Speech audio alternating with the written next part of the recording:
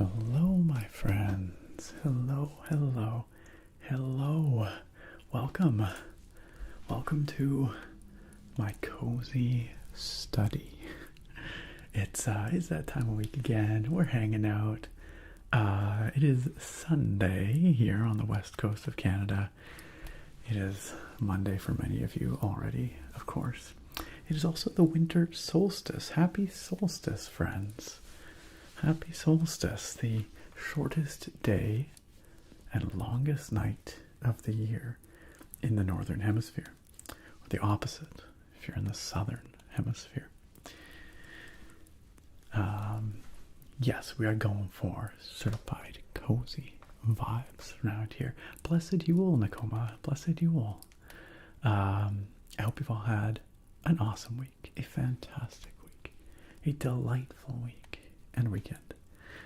I'm just noticing that like the exposure really blows out this Santa hat. It's like super overexposed, but it's just how it is. I could change it, but then the green screen's going to be worse than it is currently. I've already got a green aura, so it doesn't matter. It doesn't matter. The cozy vibes are here or not, whether I've got the really bright Santa hat or the green aura. It's great to see you all. Apologies for a late start tonight. I had planned to get rolling about half an hour ago, and my in-laws paid us a surprise visit. It was nice, actually. They dropped off something they've been meaning to drop off, and they were in the neighborhood-ish for dinner with friends, and so they stopped by, and they didn't stay too long either, but it was long enough that it pushed everything back a bit. So apologies for the belated start, but we are here, we're hanging out now, and it is wonderful to see you all. Man, this Santa hat is new to me. I picked it up at the dollar store, and it's very warm. I'm already feeling very warm, I have to admit. But we'll see. We'll see how long I last with the Santa hat. I'll try and make it through the stream.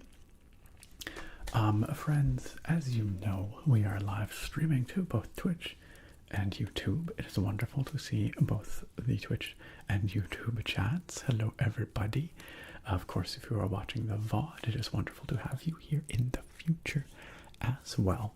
Tonight, we are breaking with, well, not with tradition. This is tradition, but we are breaking with the typical stream format. We're not playing a game today. I'm going to be reading a book. Now, last stream, I mentioned that we were going to read this book, but not until next week. But this book, A Redwall Winter's Tale, is a tradition. We read this every year here on the channel. It is one of my very favorite wintertime storybooks. And I just think it's a real cozy vibe. I really enjoy reading it.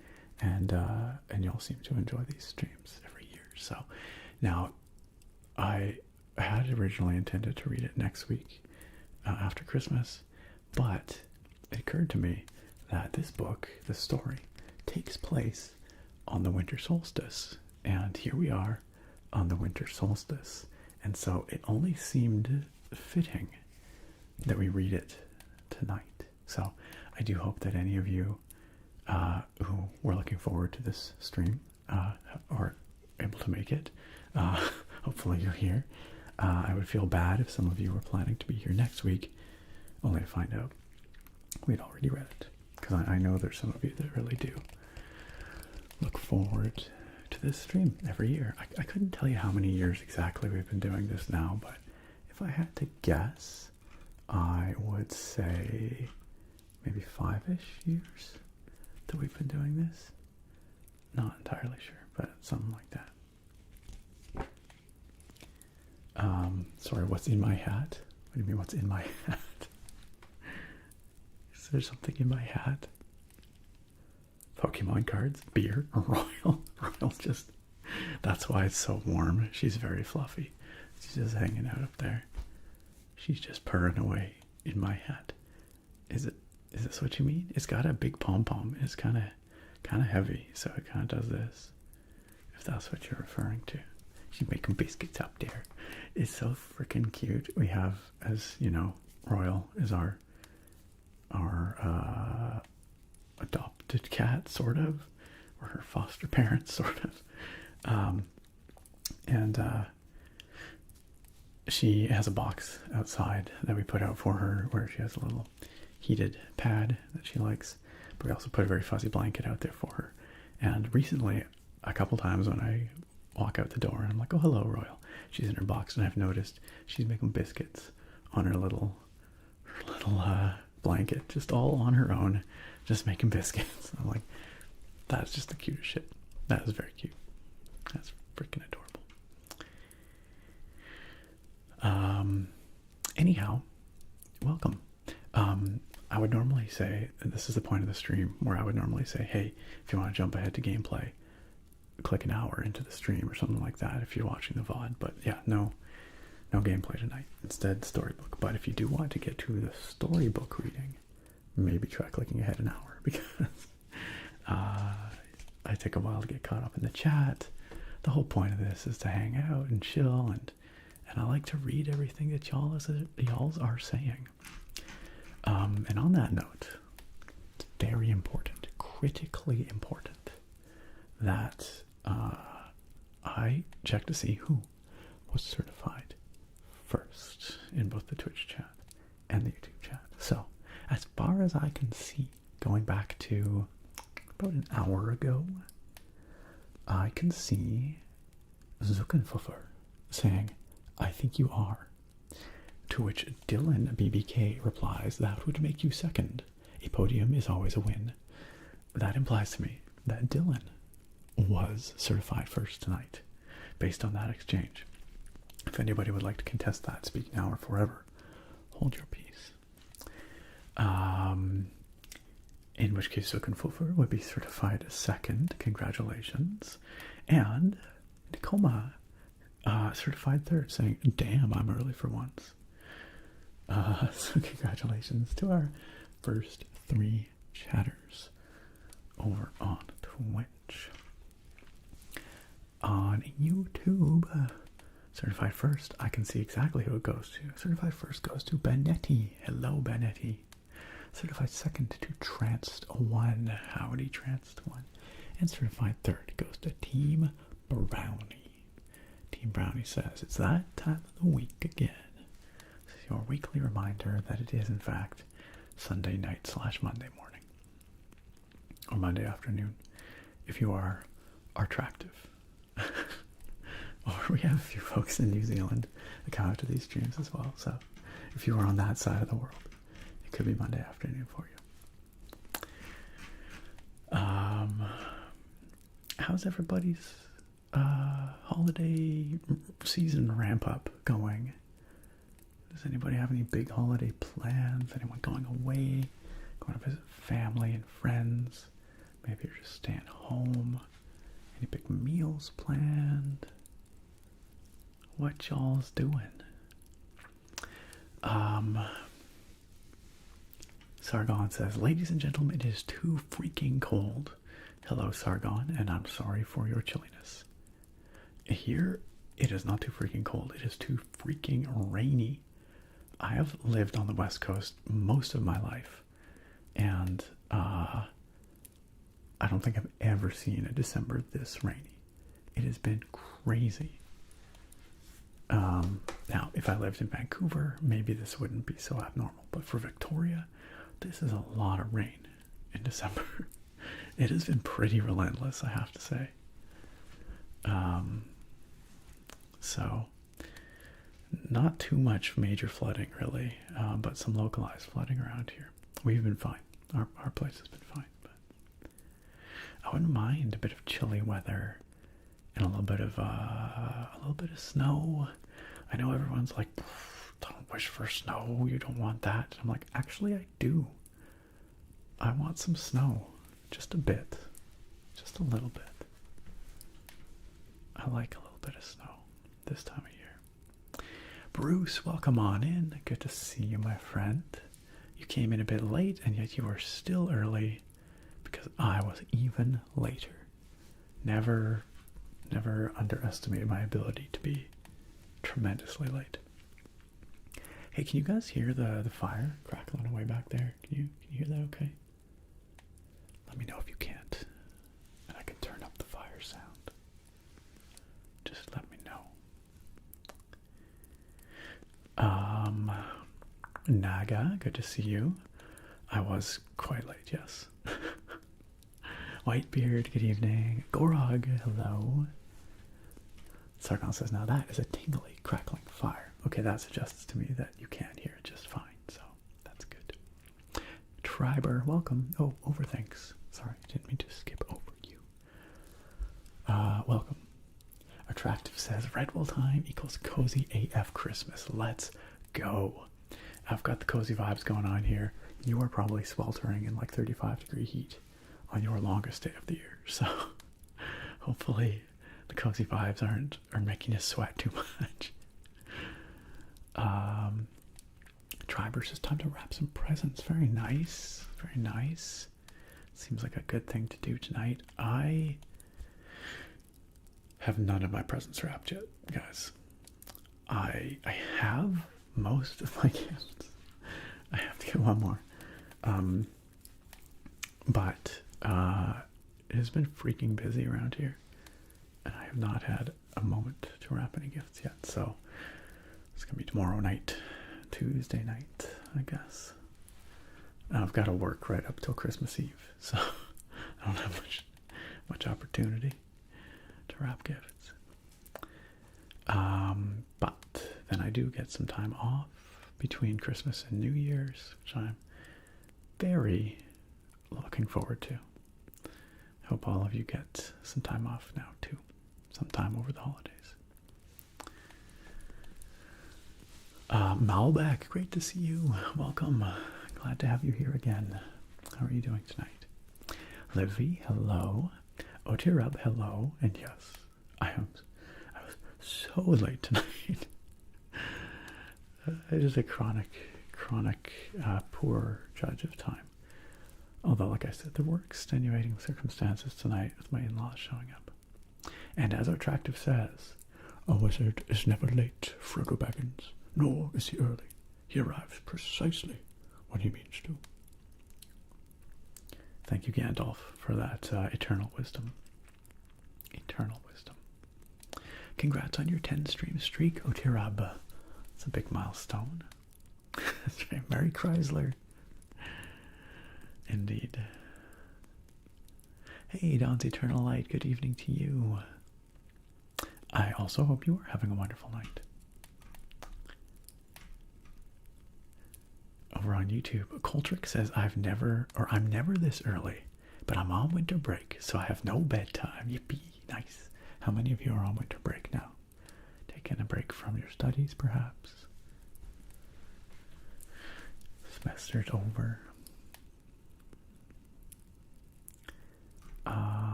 Hey Trobe, welcome. Trobe says, time for one of the best streams of the year. Hey, I'm glad you're looking forward to it. Merry Christmas, Trobe. Team Brownie says, someone put on some Trans-Siberian Orchestra, straight up. Maybe not the most ASMR thing ever, but some excellent Christmas music. Whoa, that was really loud. Sorry about that, gang. I just realized I normally... Okay, let's turn that down. Let's turn the fire back up. There we go. I had the alerts on blast, just on full blast. Thank you to Yakanono / Yogotone. Thank you, Yakanono, for that 4-month resub. Welcome back on in for another month. I do hope that nobody's ears blew up with that alert. That was my bad. My B. Yakanono, welcome on in for another one. I do hope you continue to enjoy your subscription benefits, even though you watch over on YouTube and not on Twitch. Twitch. So really, you don't get to use your subscription benefits on Twitch. But if you did want to, they are there for you. They're there for you. Thank you for your continued kind support. Continued kind support, Yakanono. Yakanono on YouTube says, good to see you and the rest of the folks here. It's wonderful to have you two here as well. Yeah, you here too as well. Not you two. You're one. I don't know what I'm saying. I don't know what I'm saying. Violently festive. I don't know about violent. There's not a lot of violence going on here, but heckin' festive. You know it. Heckin' festive. Coltrick says, started another Morrowind character, and I'm wondering if you steal the limeware platter in the census and X's office. Words. Why are words so tough tonight? 100%, absolutely, every single time. That is a critical part of the early game. Coltrick. Get that limeware platter every time. Eero says, stream is a vibe. I'm glad you vibing, enjoying the festive atmosphere. Yakanono says, I was just wondering, did you go from YouTube uploads to Twitch streaming and then YouTube streaming? I started with YouTube videos, then I did a few YouTube streams just to kind of get my feet wet with streaming, maybe a half dozen or something like that, and then I started streaming on Twitch, and at that point I stopped streaming on YouTube for a number of years because there wasn't a really good solution for multi-streaming. And then maybe about 2 years ago I started multi-streaming and doing the Twitch and YouTube streams. So, because we have the technology. Eero says, do you remember the movie The Page Master? Oh my gosh, that rings a bell from my childhood. I don't know if I ever saw it. I don't remember any specifics about it. The name is very familiar, but I don't remember seeing it. I'd have to maybe like read a synopsis. Was it animated? Because there was like a number of weird ass animated films I remember watching as a kid.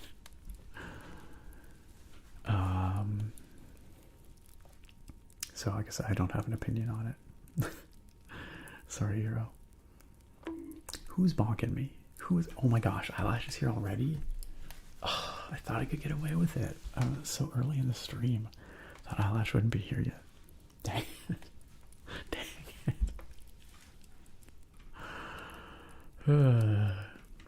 Fine. Fine. It's deserved. I concede. Cream Sleep. Hello. Cream Sleep says, I'm almost never here live because I'm on European time zone, but I'm on my holiday break at my parents and woke up super early. So early morning ASMR chill it is. Yo, Cream Sleep, glad you could join us. I hope your morning's going well so far. Sounds like if you're on holiday and you're up early, you can just hang out in bed. Just hang out, just enjoy. But I don't know. Who was it that Sarah told me that in some culture, I can't remember what culture, a European culture, someone help me here, they call laying around in bed for too long herkle-durkling. Has anyone ever heard the term herkle-durkle? Herkle-durkling? That's like being lazy and like hanging out in bed till like way past when you should be up. I don't know. Maybe Sarah just made this up. Maybe she's just, I don't know. I don't know where she heard it. Someone tell me they know about herkle-durkling. Yeah, Canada says herkle-durkle sounds awesome.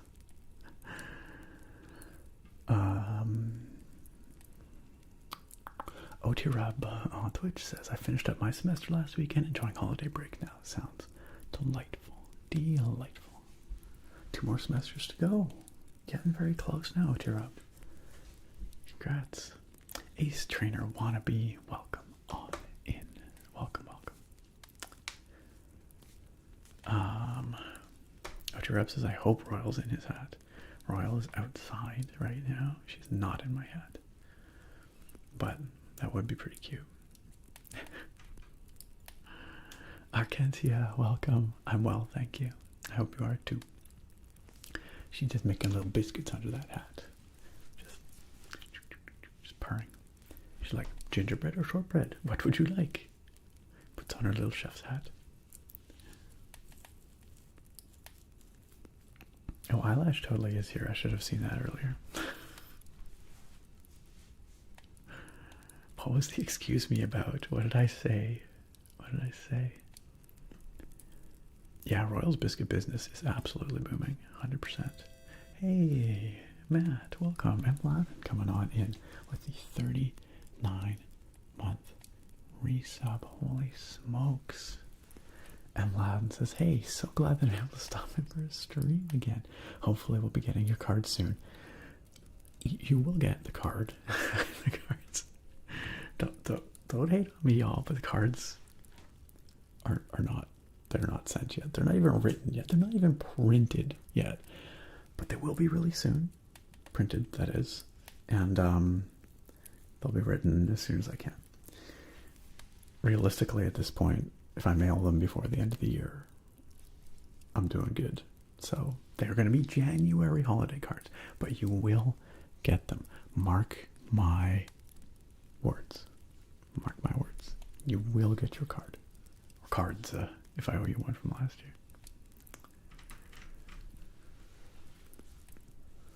Eyelash says we need a specific bonk for me to bonk you about the cards. You know what? It'll be worth the wait. Okay, that's all I'm going to tell you. Our wonderful Nakoma Raccoon has done a splendid job this year. I really love the art. I think you will love it too. I also love last year's, for what it's worth. But this year's is excellent. Excellent.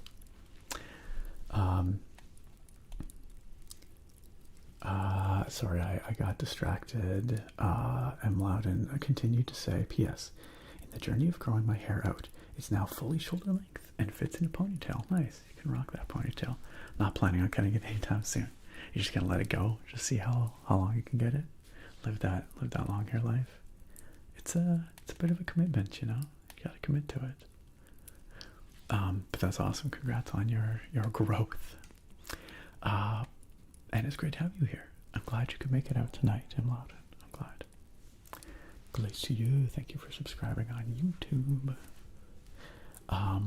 Palmer Q, infamous Palmer of the carrot emote. Palmer with the 66-month subiversary. Oh my gosh, Palmer.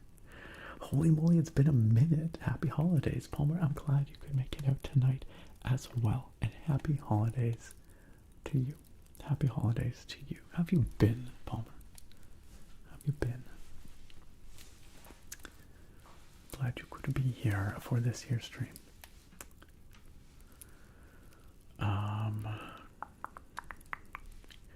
Jumping back to YouTube real quick.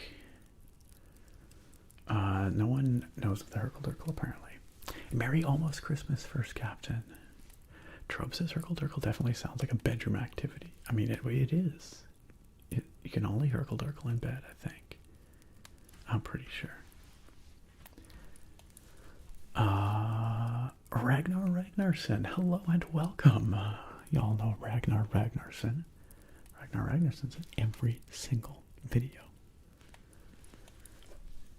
Ragnar says, hello Nick, how's it going? I wish you a wonderful Christmas time. Thank you so much, Ragnar.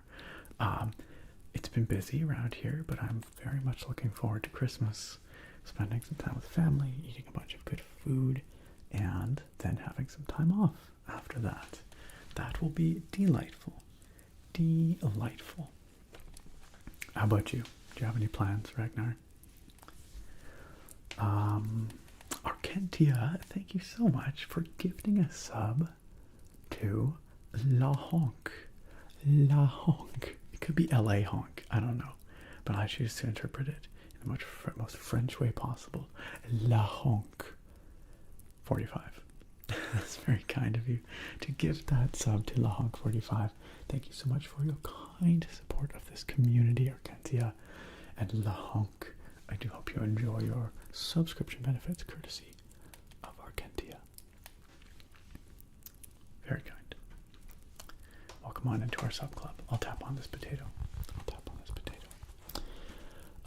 Yakinono says, so the update on the basal and bolus, there are not enough. So this is talking about blood sugar management. Yakinono has been on a medical journey here to manage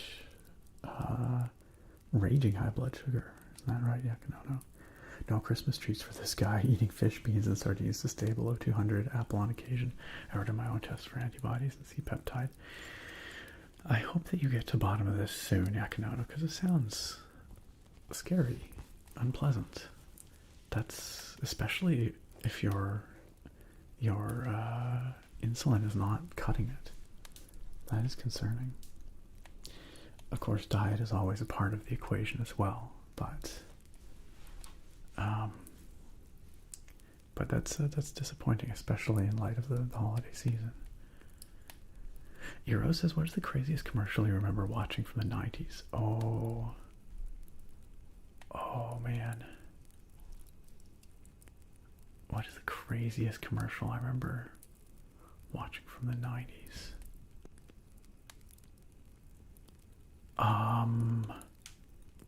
Specifically from the 90s, I remember one from the early 2000s. I think it was for Nutri-Grain bars. And I don't remember the specific context. But I remember, I think it was like they ate like the Nutri-Grain bars and they're like, everything's great, I feel great, there was like something about babies. And I just remember this lady being like, yeah, babies everywhere. And then they go around this office and they're like, okay, this is not making any sense. I sound like a madman, but someone look up "Yeah, Babies Everywhere" commercial and you will find what I'm talking about, okay? It does sound like a fever dream. It's I swear it's real, okay? Go look it up. Someone corroborate. Go watch this commercial. Here, let me see if I can find it on YouTube. I know it's real, okay? Okay, I searched "Babies Everywhere" commercial and it does come up, so yeah, it is absolutely Nutri-Grain. I feel great. Yes, babies everywhere. Okay. I'm not wrong. Okay, pause that. Here you go. I'm linking it in the chat so y'all can appreciate this insanity with me. I'm not going to watch it right now. I mean, I could just put it up on here, I guess, but I'll let you all discover it for yourselves. I'll let you discover it for yourselves. Potato of Injustice found it. Good. So yeah, I think that one is from like maybe like 2004-ish, but or earlier slightly. I couldn't tell you. But I'm gonna nominate that for a weird one.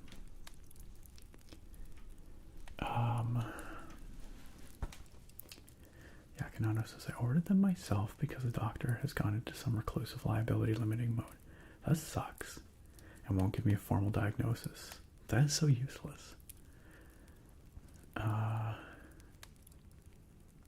Yeah, that is super, super frustrating.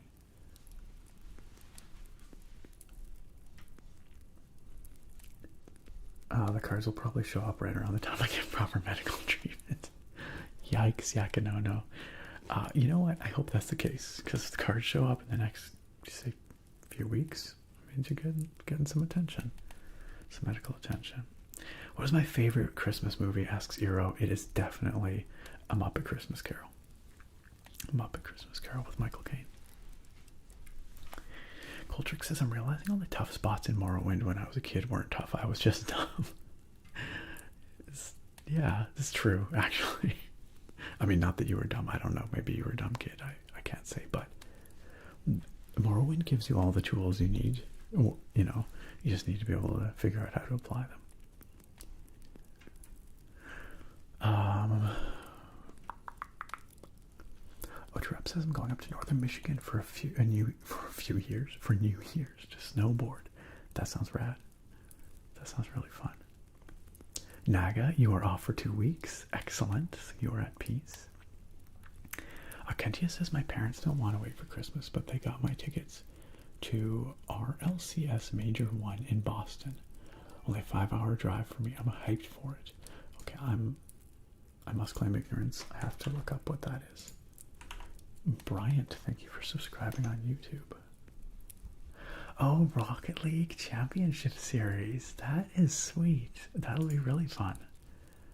That will be a good time. I hope you enjoyed, Arkentia. I bet you that'd be a really fun event. Attractive says, I'm just chilling in my campsite by the beach for the next 12 days. Oh my god, that sounds so good. That sounds delightful. Attractive. Have you shared any pictures or anything on the Discord? I'm kind of curious what your beach looks like. I want to see a beautiful beach. You can hear the fire loud and clear. Excellent, thank you. Malbec says, my plans are moving out from my apartment tomorrow, which is kind of stressful. Yeah, moving sucks. Moving sucks. Malbec, I'm sorry that you are moving, but I do hope that the move is as smooth and trouble-free as it can be, and I hope you are happy when you get into your new place. Yeah, moving is a real bummer.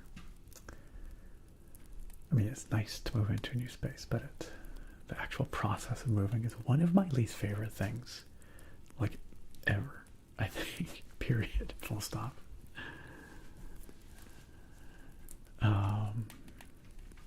Nicole, thank you for the blood sugar check request. I should probably do that. That was 15 minutes ago. Blood sugar is 7.8 and stable. You love to see it. That's great. That's great. Thanks for that check. It has been 2 years ish, I think, since I've been multi-streaming. I'm pretty sure, yeah. You can actually go back and look at the lives on YouTube and find out. Let's find out together, because you've got me curious now, but I think it's been a little over 2 years. Content, live. If we scroll back, way back.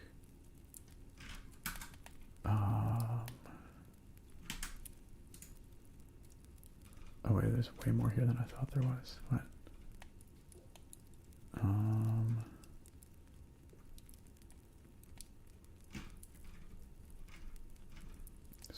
Scrolling.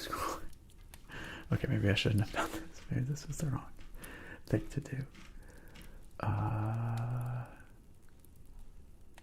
Oh, because it's all of my like pre-stream streams I used to on YouTube.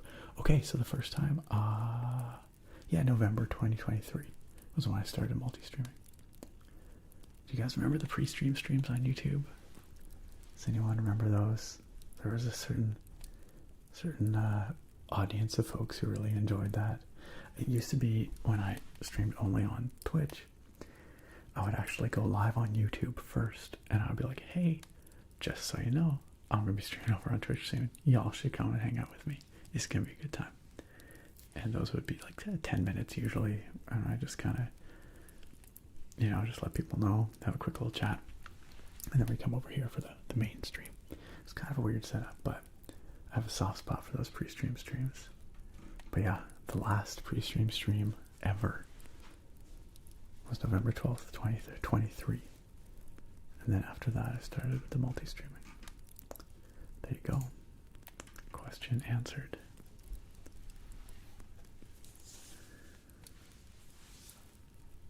Hurkle-durkling sounds like a spell. Sorry, I'm on such thin ice because I talked about hurkle-durkling. Come on. It's a real thing. Norgrill asked if there's a mailing list for the cards. There is not. Well, I mean, there was. I've closed signups. However, I shouldn't do this, but if you really want to be on the list, send me an email. Because I haven't written them, I haven't sent them out yet. I shouldn't be giving preferential treatment, but for you, Norgrill, or for anyone here who really wants a holiday card, if you're watching this right now, don't tell anyone else. Send me an email to the asmrnerd@gmail.com. Let me know your mailing address, your preferred name for the card, okay? I'll get you on the list. I'll get you on the list. We'll make sure. Keep it on the LD, okay? Keep it on the LD.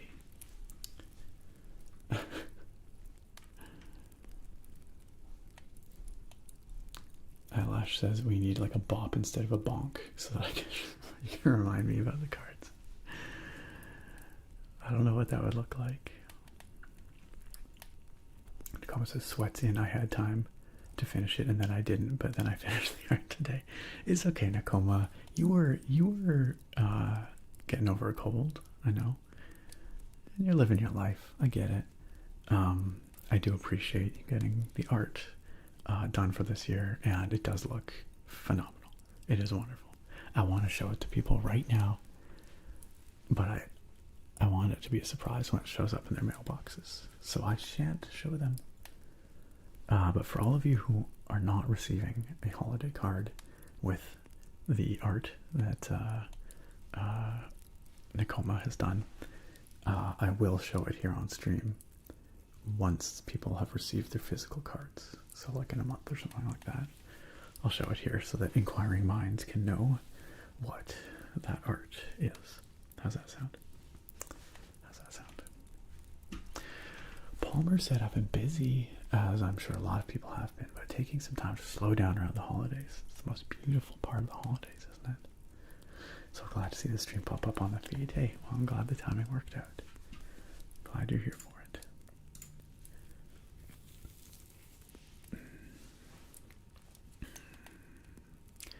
Palmer says I still have the holiday card from probably 4 years ago posted up at the gaming setup. Ah, that's so cool.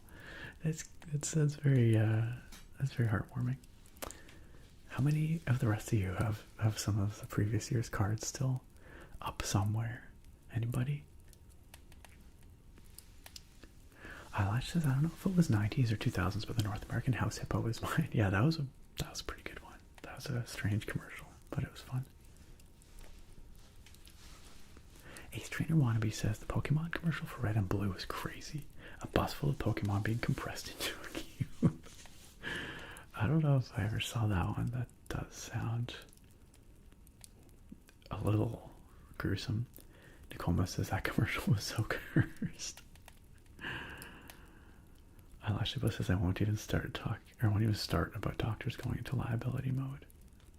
That seems so antithetical to the purpose of a doctor, you know.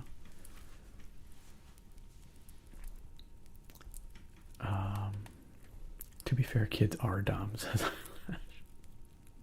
Nakoma says I was a dumb kid, can't confirm. Yes, the House Hippo was in fact a Canadian classic. For those who don't know what I'm talking about, you go look it up. Go look up the House Hippo ad. I feel like we need the House Hippo ad more than ever now because it's harder than ever to actually tell what the frick is real and what's not. That's right, Nakoma. Good sugar numbers. Good sugar numbers. Arkentia, you forgot about the pre-streams. I actually kind of had to until I just went back and saw them. They're all still on my channel. If you want to go find them, they're still there. In fact, I think I have a playlist of all the pre-stream streams. If anyone really misses them, wants to just go binge a bunch of them.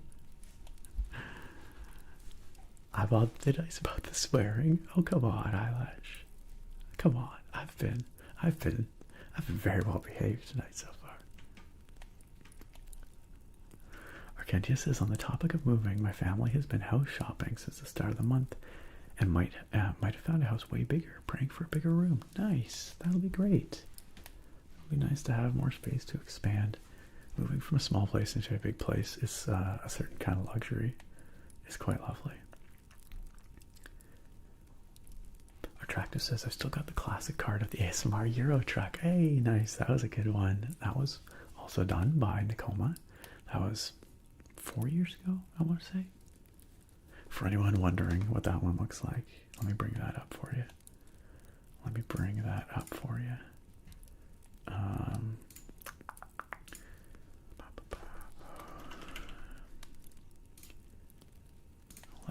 see.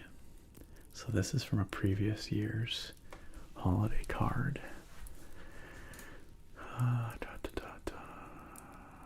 Graphics, holiday cards. Yeah, that was 2022. Yeah, Christmas 2022. That was pretty good. There we go. There we go. That was, let me just fit this. Transform, fit to screen. There we go. I know I'm hiding behind it right now, but anyway. That was a very fun one. I like that one a lot. I mean, they've all been good. But, let me see. We've got some other ones.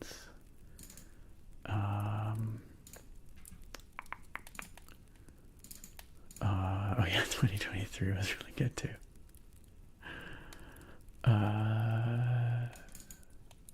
There we go. That was pretty fun.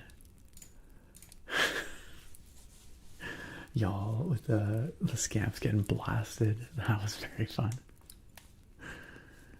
That's that might be one of my favorites actually. So far. Also, last year's was really good too, and none of y'all have had a chance to see it.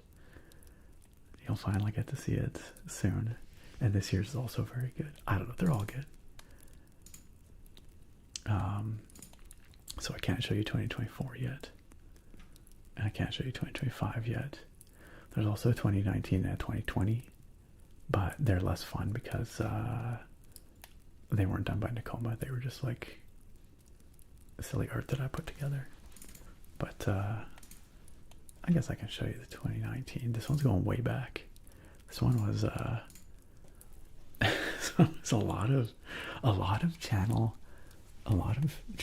inside jokes, memes, references that most people have probably long forgotten about.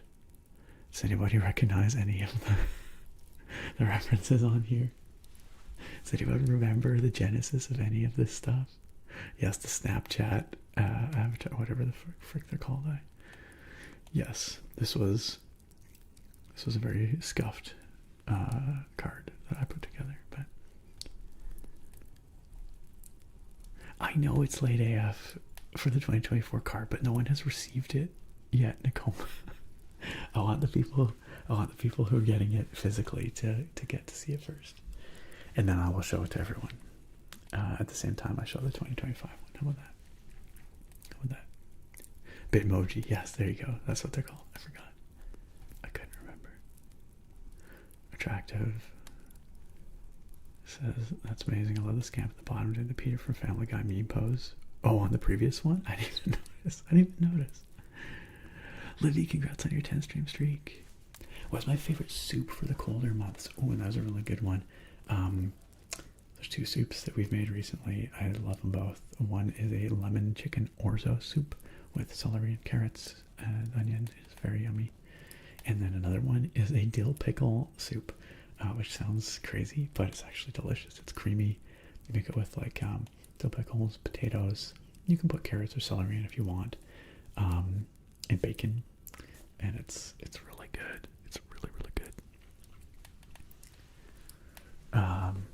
Anyway, there's some cards from years past. How much to leak last year's card? Well, I kind of look like Elsa singing "Let It Go." It's the sweater. I'm gonna say it's the sweater. Start subbing till he shows 2024. Subathon to reveal last year's card. By the way, Pitch Solver asked earlier if this sweater is into the AM. Regrettably, it is not. I do not think Into the AM has any holiday sweaters, not that I know of. This is one that I picked up years ago. I can't even remember where I got it. And you know, every year it's a little tighter. I don't say every year I put it on, I'm like, oh, this is getting just slightly uncomfortably tight. This year is no exception. Maybe it's time for a new Christmas sweater. If Into the AM had one, I would wear that sweater, but I don't think they do. Jumping back to YouTube.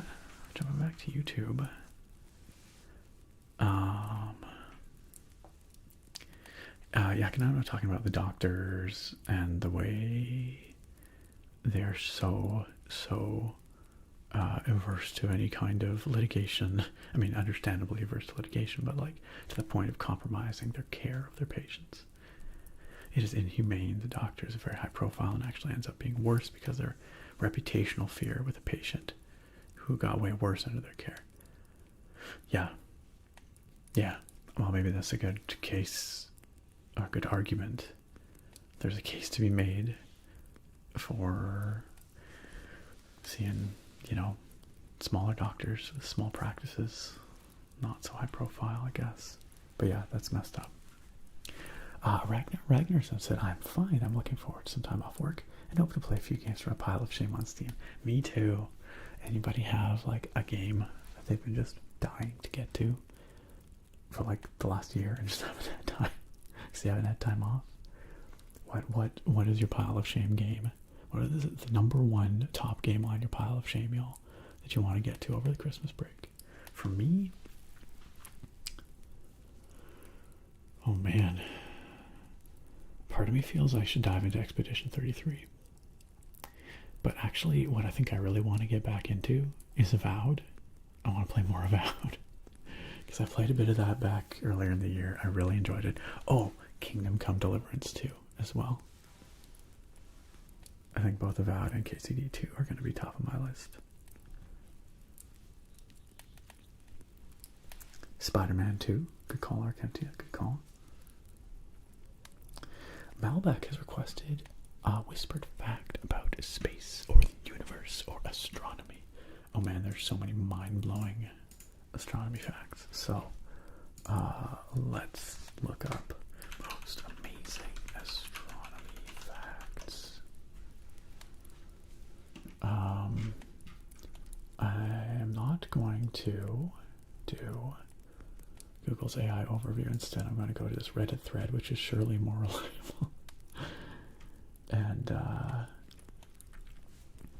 And see what the people on the Ask Astronomy subreddit are talking about.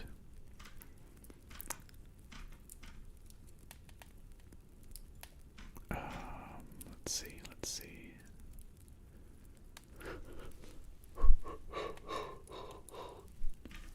Okay, these facts are fine, but they're not that cool.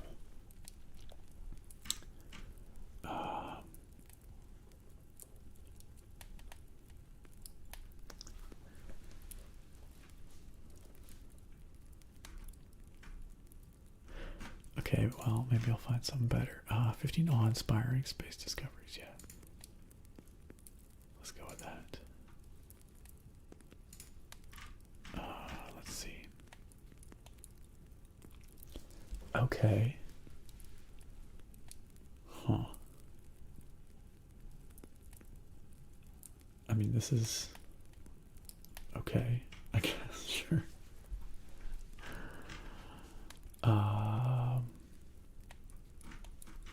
Okay, here's a cool one, actually. Saturn's rings are incredibly thin. Saturn, the sixth planet from our sun, is known for its spectacular rings that encircle the gas giant. While they appear to be solid and continuous from afar, the reality is that they are made up of trillions of individual pieces of ice and small amounts of rock, ranging in size from tiny dust-like particles to giant boulders. One of the most remarkable things about Saturn's rings is their incredible thinness. Despite stretching out to a distance of nearly 140,000 kilometers across, or not across, from Saturn's equator, so in radius, double that in diameter, the rings are only a few hundred meters thick at most. Put another way, the rings are hundreds of thousands of times wider than they are tall. For comparison, a Blu-ray disc is 120 millimeters wide and 1.2 millimeters thick. To match the scale of Saturn's rings at this thickness, the Blu-ray disc would need to be a kilometer wide. That's the scale we're talking here. A kilometer wide, 1.2 millimeters thick. That's crazy. That is actually a very cool astronomy fact. most mind-blowing astronomy facts are always, for me at least, like what happens at the extremes of physics, like a neutron star, you know, like what's happening in a neutron star, and like just how unbelievable the scale and intensity of the effects of gravity are at that stage. Like you know, the old what is it, like a teaspoon of material weighs as much as the Earth or something crazy like that. Anyway, Melbeck, thank you for that request. Melbeck says that was a cool fact. I knew the rings were thin, but I had no idea about that comparison. I'm glad that we could put it into context for you. Thanks for that request, Melbeck.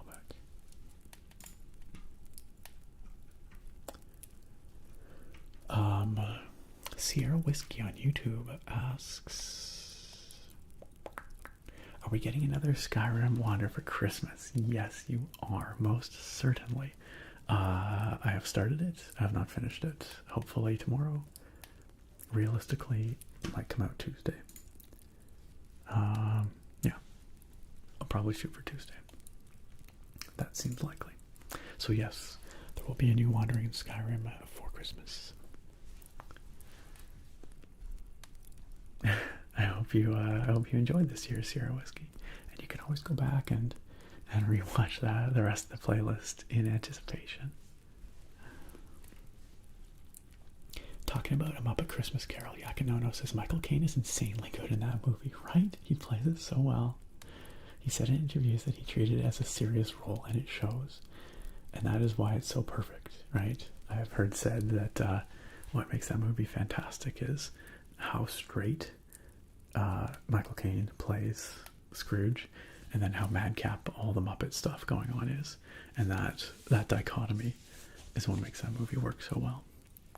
I also saw the other day that apparently the costumes in that film are like insanely accurate, like period accurate, through all the different like eras of that movie, different parts of Scrooge's life, not just for the humans but for the Muppets as well. Apparently they're extremely accurate. The costume designers in that film were on point. Eero says, what is a Christmas movie that you can't stand? We were talking about this last stream, and a lot of people got mad at me for saying this, but I don't like the Polar Express. I'm sorry, guys. I don't like the Polar Express. It's just the animation is too uncanny valley for me. But I'm sure there's other Christmas movies I dislike. But that's the one that comes to mind. That's the one that comes to mind. Eyelash says, yo, the Polar Express sucks. Thank you, Eyelash. Somebody else can agree with me. I'm not hating on, okay, I am hating on the Polar Express, but I'm not here to yuck your yum. If you love the Polar Express, if that is like a sacrosanct, like, if that is your Christmas film, more power to you. That's great. For me, I just can't do it. Attractor says Polar Express CGI is terrifying. Okay, I'm glad a few people agree. I don't know if that's a hot take or not, Hero, but last time I said it, some people got really upset. Yakinono says, yeah, Nick, I still haven't unpacked my records or fully set up my sound system. There's some projects I finished quickly and others where there's a mental block. I hear it's pretty common. For sure. 100%. There's still some stuff that we desperately need to do around here. Well, not desperately, but some things that I've been meaning to do since we moved in that have just languished. Because life gets so busy, So busy. Like getting a workbench set up in the garage so I can set up my 3D printer again. That sort of thing. Ragnar Ragnarsson says, for me, the top of the pile of shame game is The Witcher 3. That's a really good one. That one's been waiting for some time. It is 10 years old. But that's a good one to get to over Christmas for sure. You can really dig in.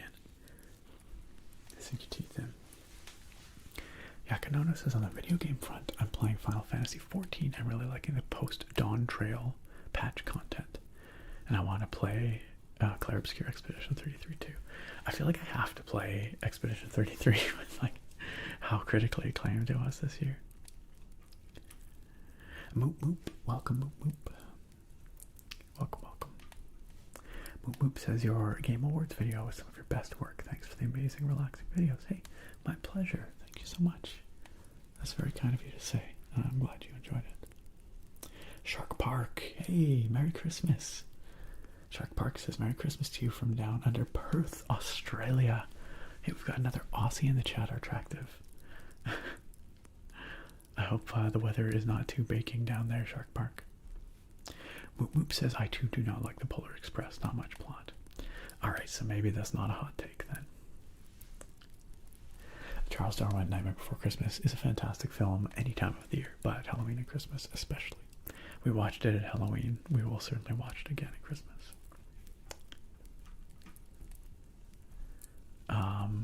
Yakanona says, I didn't know that. About I'm up at Christmas Carol and the costumes, eh?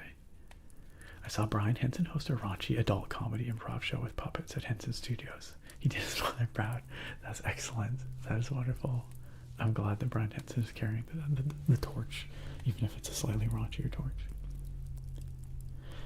Number says, a blessing to catch you live before Christmas. Greetings from Germany, and thank you for your work and passion. It is my pleasure, Number. Thank you for your kind words, and thank you for dropping into the stream here. Glad you could join us. And a Merry Christmas to you as well.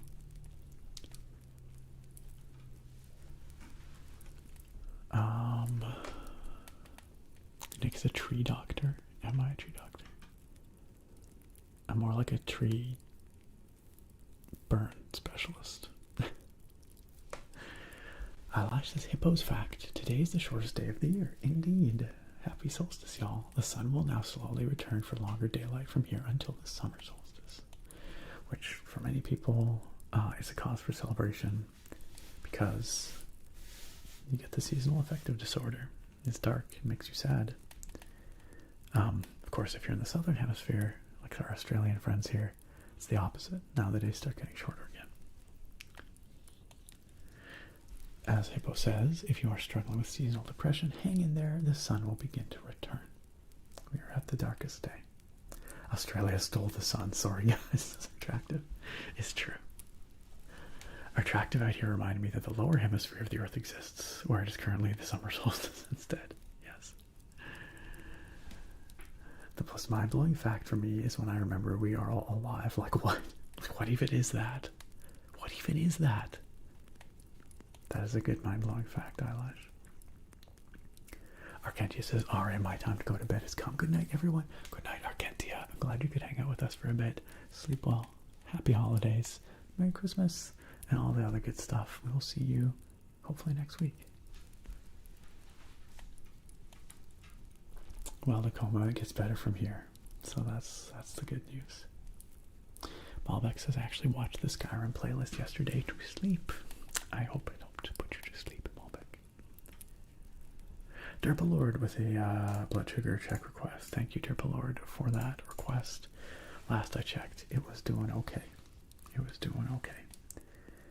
Okay, it's gone up a little bit, but still in range, 8.8. It looks like it's topped out. I think it's all good. Thank you for that. I appreciate that, Derpalord. Also, Derpalord, how are you doing? Steel Neko says, talking about the fashion, the costumes in Muppet Christmas Carol. They're even accurate in character. Fred's wife wears the latest fashion for 1843. Emily Cratchit's dress is 10 years out of style because she can't afford to keep up with fashion. That is wild. That is such a cool detail that no one would ever notice. Well, I mean, someone noticed, but 99.999% of viewers would not notice.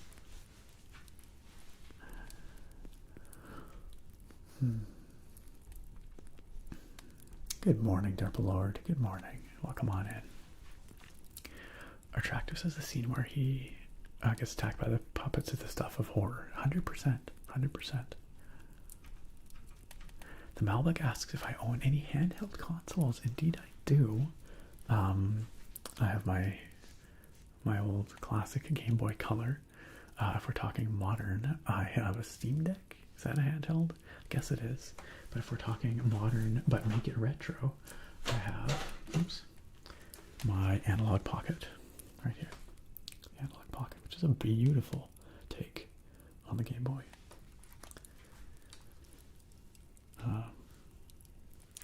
Malbec says, I'm buying for Christmas the ROG Xbox Ally X so I can play games like Expedition 33 while traveling. It's awesome being able to play like real, legitimate, full-up AAA PC games on the go. It's kind of a revelation, actually. Can't really buy a gaming desktop or PS5 because I'm constantly traveling. Sounds like a handheld is perfect for you then. That's crazy. Tearful Virgin Brother built a compact PC that fits in his backpack. That's wild.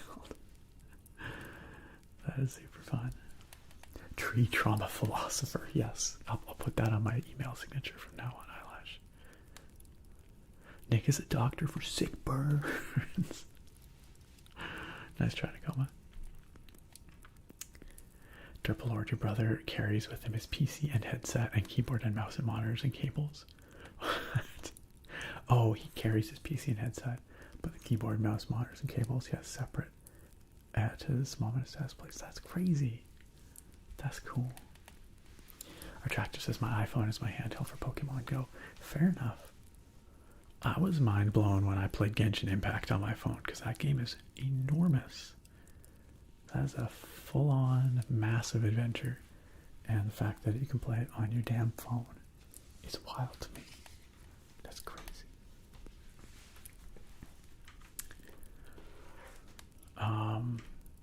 Talking about seasonal affective disorder, Yakinono says it was worse in the Northeast. The days were gray and the sun set at 4:30. It's a little more mild here in Southern California. Yeah, being a bit further south, it would be a little easier for you there for sure. Roundabouts where I'm at, the sun currently is setting about 4:15. So, but now it will start to go back the other way.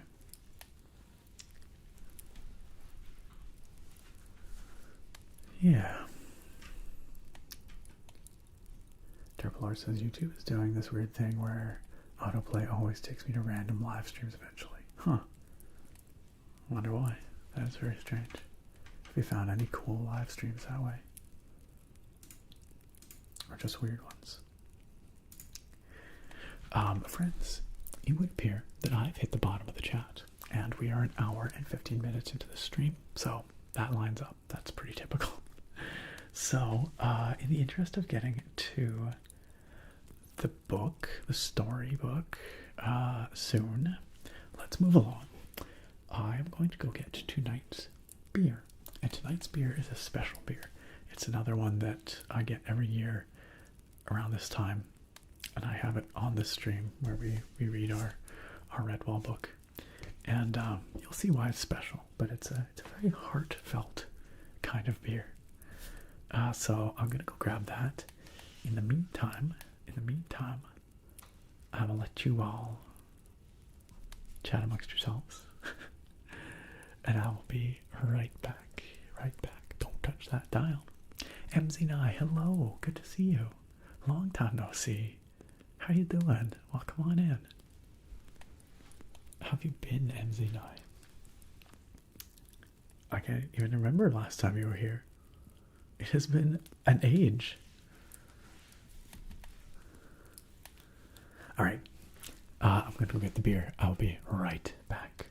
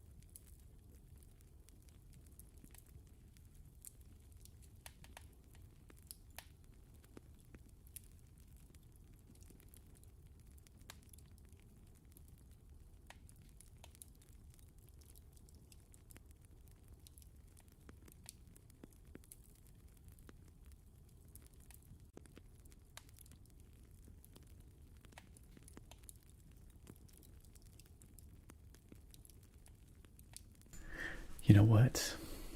The fire in the chat is legit.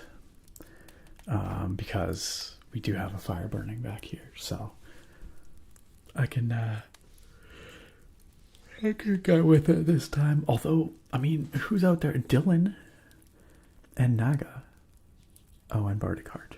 How's it going, Bardicard? The only people out there burning the chat. So the rest of you are growing up. Congratulations. All right, take spring a little slow, but tonight's the night I give you a pass on the fire.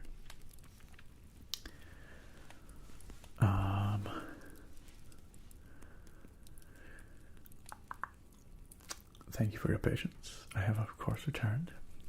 Derpalord said, so if I leave it auto playing next videos, and then eventually it ends up on a live stream of a channel I'm not subscribed to playing a game I've never shown interest in.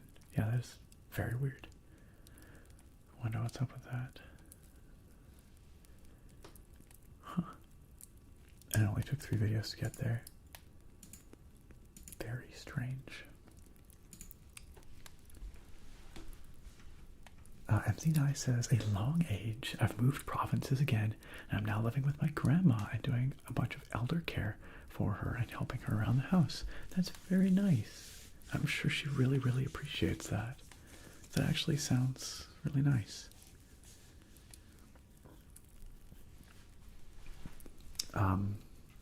Well, shout out to you, Grandma. And I'm glad that you can make it out here tonight, MC9.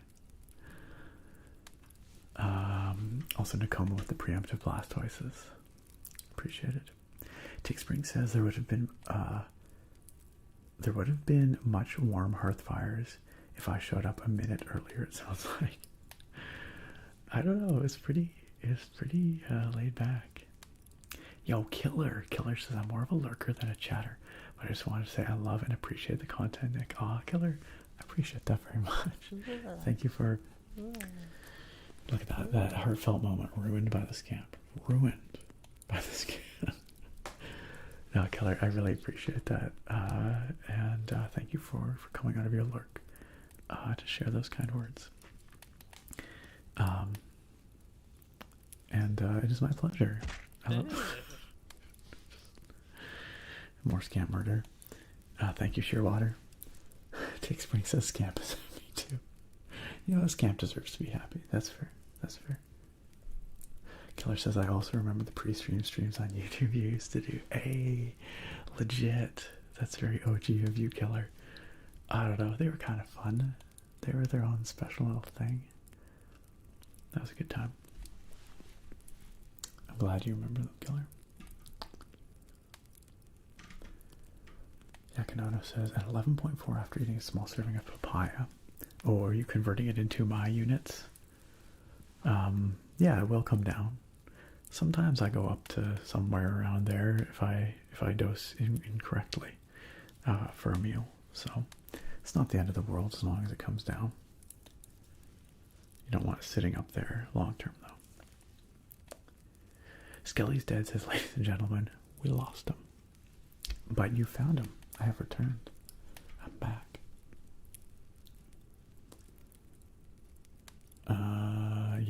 Yep, Triplord. Gotta love it. Tick Spring says Scamp just doesn't know how to express himself well. He's rarely understood. Alright, that's fine. I understand. Scamp, you have a place here. Alright, friends. Tonight's beer is a special one. Like I said, it's beer that I get every year around this time, and I have with y'all on this stream, and it is called Gratitude Ale from Hoyne Brewing. This is a brewery here in Victoria, BC, and it's a lovely winter ale with a really nice message, which is kind of long, but I like to read it all because I think it's really heartfelt and I think it's really nice. I like the sentiment. So we will read a gratitude message here right after I say Vanquisher, Fang Squisher. Welcome, Vanquisher. Good to see you. Yo, welcome back for 40 months in the sub club, Vanquisher. Long time no frickin' see, Vanquisher. That is well deserving of some tapping on this tater. Vanquisher, how have you been? Happy holidays. Welcome on in.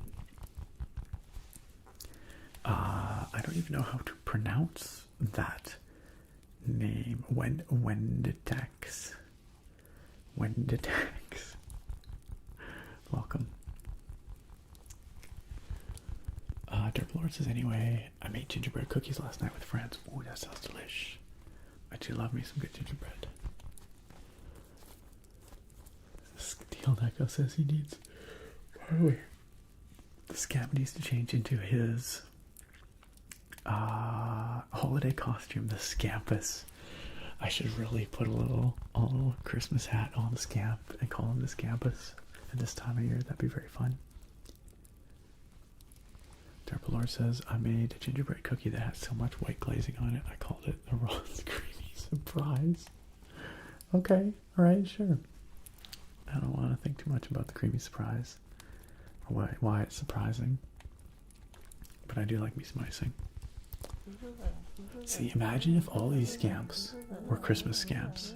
How much better would that be? How much better would that be?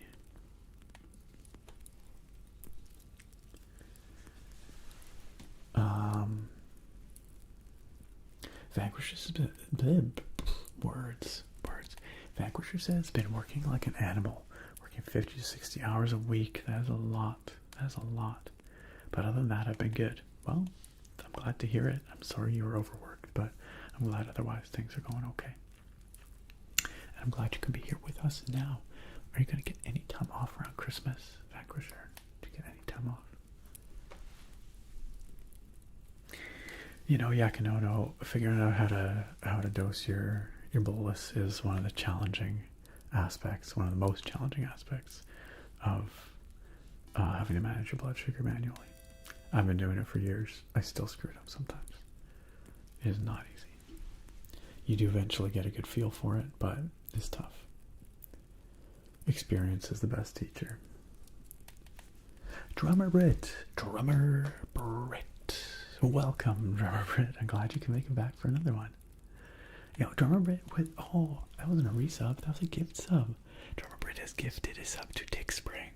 Tick Spring, welcome back on into the sub club, courtesy of Drummer Brit. And Drummer Brit, thank you very much for very kindly supporting this channel in many ways. But this Twitch community here by gifting out subs so that people can watch without ads. People have access to all the fun emotes. Drummer Brit says, happy holidays to this phenomenal community, and happy holidays, Nick. That is very kind, Drummer Brit. That is very kind. Happy holidays to you. I hope you are getting some time off over the next little bit, and I'm glad that you can join us here tonight. Look at that. Tick Spring, appreciating that gift sub. Tick Spring, do please enjoy your ad-free viewing, your potato-based emotes, and all that other good stuff. Skelly's dead. Skelly's dead. Welcome back on into the sub club for month number 7. Happy 7-month anniversary, Skelly's dead. Happy holidays as well. Welcome back in for another. I hope you enjoy your subscription benefits. Also, those are some nice potatoes you got in the chat there, y'all. I like them. I like them. I like them.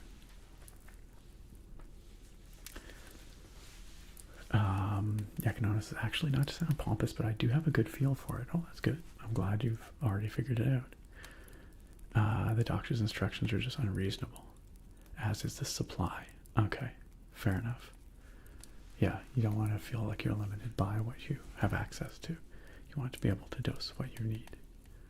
Absolutely. That is true. Potatoes rise. Potatoes rise. Alright, gang.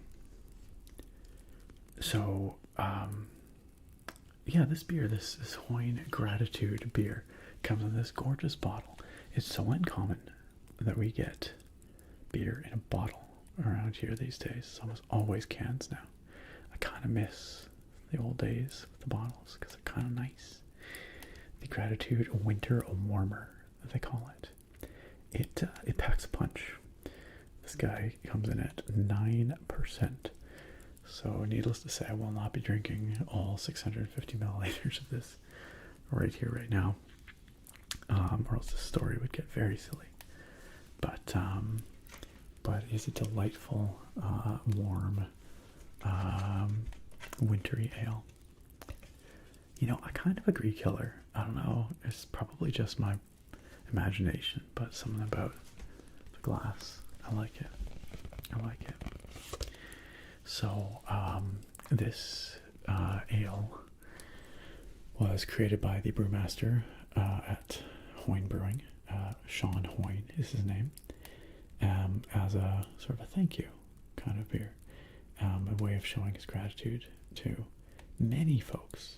Many folks. I think this beer might have first come around during the pandemic, if I recall correctly. That might have been the first year that this emerged. But anyway, he's got this big screed here with all these people that he thanks. And like I said, I really like the sentiment, so I thought we would read it here together. It says here, gratitude for people, for people who are naturally given to generosity, no matter their means. It's like you guys, no matter their means. For industrious people who build things great and small, and take pride in accomplishment. For people who try to do their best, but cannot. For people who only half believe their own stories. For people who are steeled inside the cage of adversity, but still sing. For people who laugh with ease and abandon. For scientists and poets who drill through mountains to get at the truth. For good neighbors, good Samaritans, strangers who show kindness. For people who, despite the odds, cling to hope that things will somehow get better. For people who, like Houdini, are always escaping. For people who grow, produce, and sell our food. For keeping us nourished and alive every day. For people who relish slowly a beautiful meal. For people who smile with their eyes. For children who, with open eyes, open minds, open hearts, perpetually renew us. For people of all walks who carry themselves with grace and humility. For musical people who bring us the mysterious beauty of another language. It's not over yet. It goes for a while. For artists who shrug with indifference at being labeled artist. For people who speak with eloquence and ease. For people who cannot always say what they mean, but keep trying. For people who listen slowly with empathy. For people with an unrelenting intellect. For people who carry the banner of a great cause, regardless of the weight. For astronauts, for confirming our isolation and fragility, and thus our need for peace and sustainability. For people who ride bicycles and thus stay forever young. For people immersed in the science and art of healing. For people who alloy their might with temperance and compassion. For savants and mystics who defy comprehension. For people who, like Clark Kent, disguise their inner greatness. For people who articulate with stunning clarity their purpose. For people who streak their hair, dress differently, wrap themselves in strangely lovely things. For people who speak with surgical precision.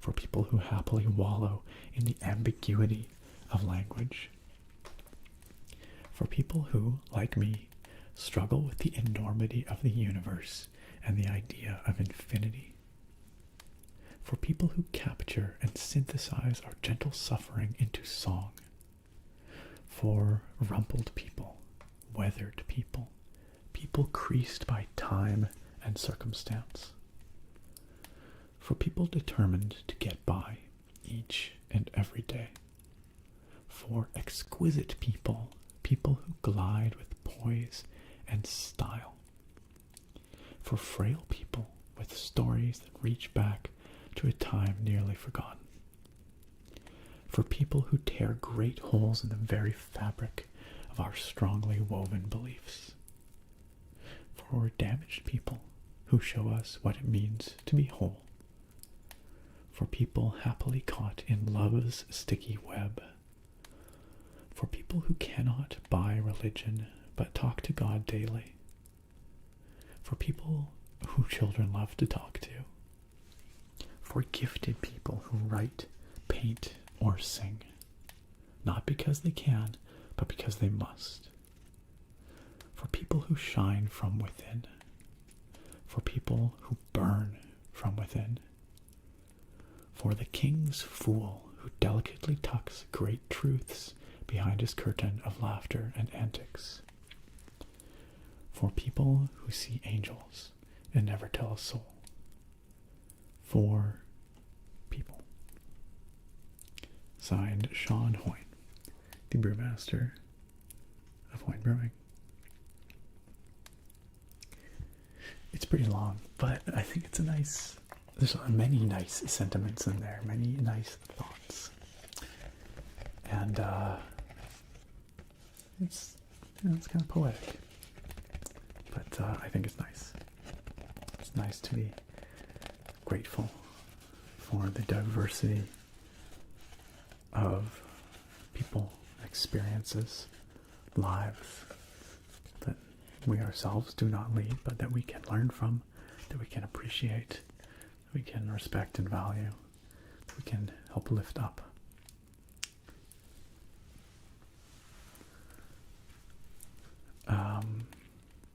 MZ9 says that is a really nice dedication. Such a wide range of people mentioned. Yeah. I think it's a very nice sentiment. Eyelash says, I'm carrying a great cause, a swore deterring box. You are one of the people. You are one of the people that Sean Hoyne is grateful for, Eyelash. Imagine a scamp wrote this. Scamps turns out way more sensitive than we ever imagined. Way more sensitive. Alright, friends. With that said, I am grateful for people who make good beer. So thank you, Sean Hoyne, for the Gratitude Winter Ale. Let's pop this open. It's not a cracking it open because it's not a can. This is a testament to how few beers come in bottles these days. I had to search for a little bit in the kitchen to find a bottle opener, and the one that I found is not our normal one. I don't know where that one is. Instead, I found Sarah's amazing. It's a corkscrew and bottle opener, and it's a bat, you guys.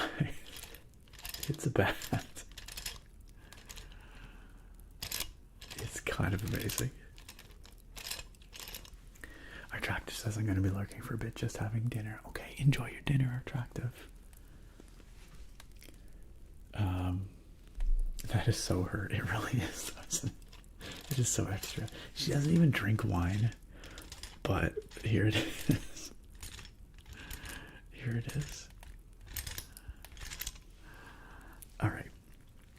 So let's, oops, that was kind of loud, sorry. Let's open this bottle.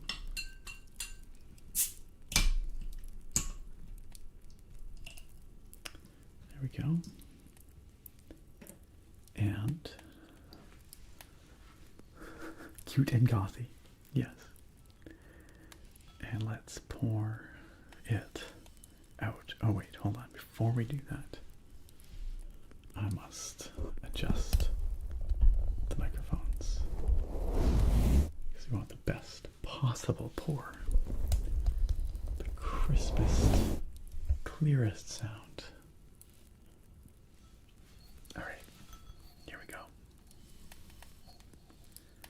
Let's pour.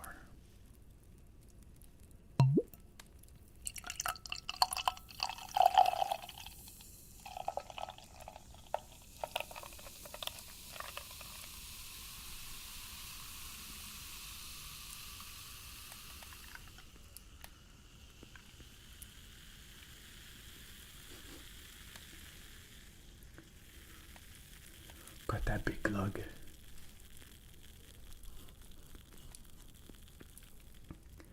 I like that about the bottles. You get the glug. Cans don't go glug.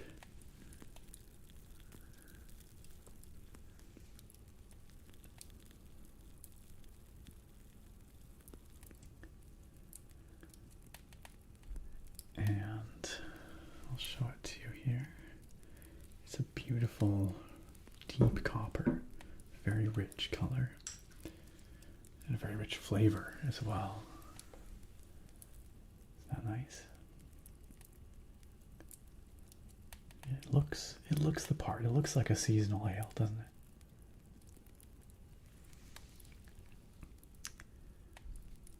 All right. Adjust the mics back.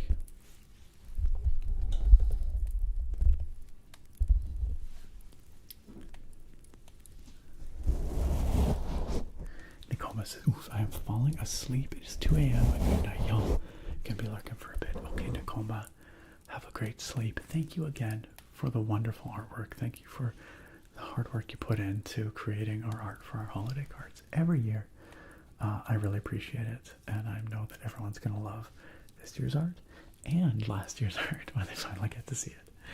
And we will reveal them both here on the channel once people have received them in person. Have a good sleep, Nicoma. Good night. Good night. Sleep well. And for everyone else here, Nicoma too, since Nicoma's here lurking.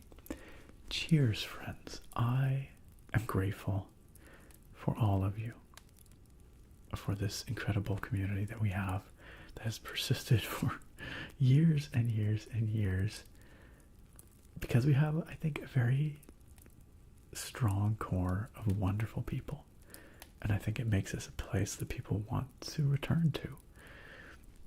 You know, I do what I do up here, and that's all well and good, but I think really what I do here, it provides a place, a convenient excuse for us to come together, but it is not the essence of this community. That is all of you, all of us, and I think we have something very special, and I'm certainly grateful to be a part of it. Happy holidays, friends. Merry Christmas, Yule, solstice, Hanukkah, whatever you may or may not celebrate. The point is, I'm glad that we're here together. Cheers.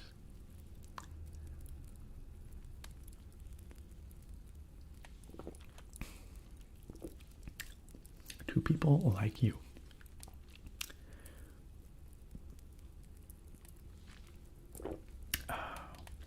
Lovely. A lovely, warm winter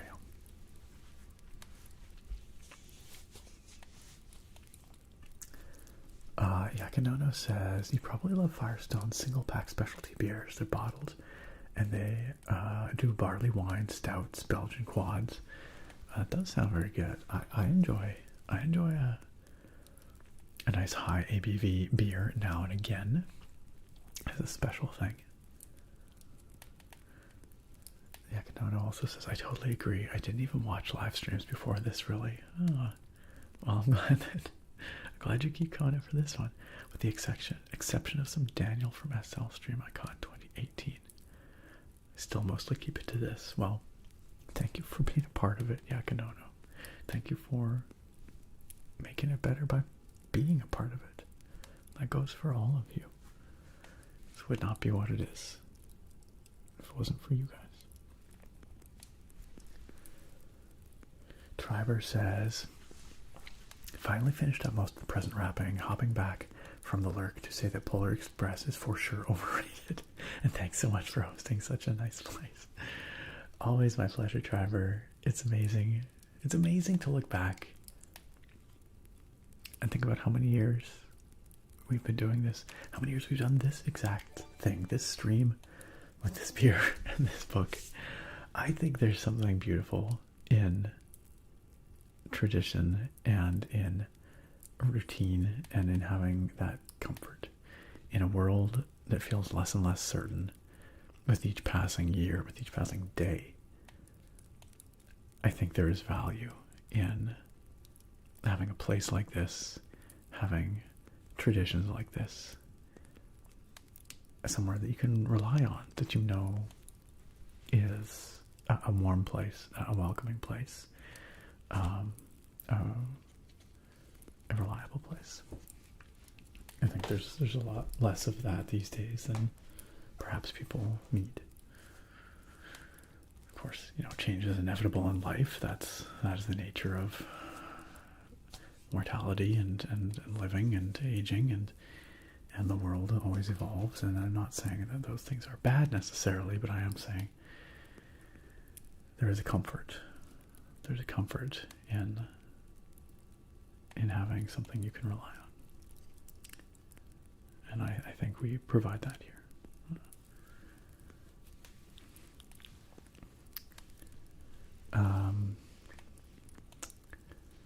Tick Spring, Feel Fat, Triber, cheers.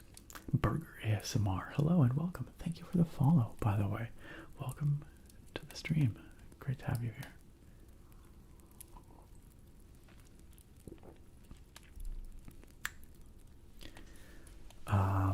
How to Lose says, I love your vids, Nick. I miss your weekly uploads, but I know ever since that survey it's been nice and chiller for you.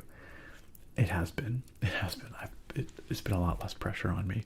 I would still like to end up in a more regular upload kind of situation eventually, but when life allows it. When life allows it. But thank you, How to Lose. I'm glad you're still enjoying what I'm doing. And happy holidays.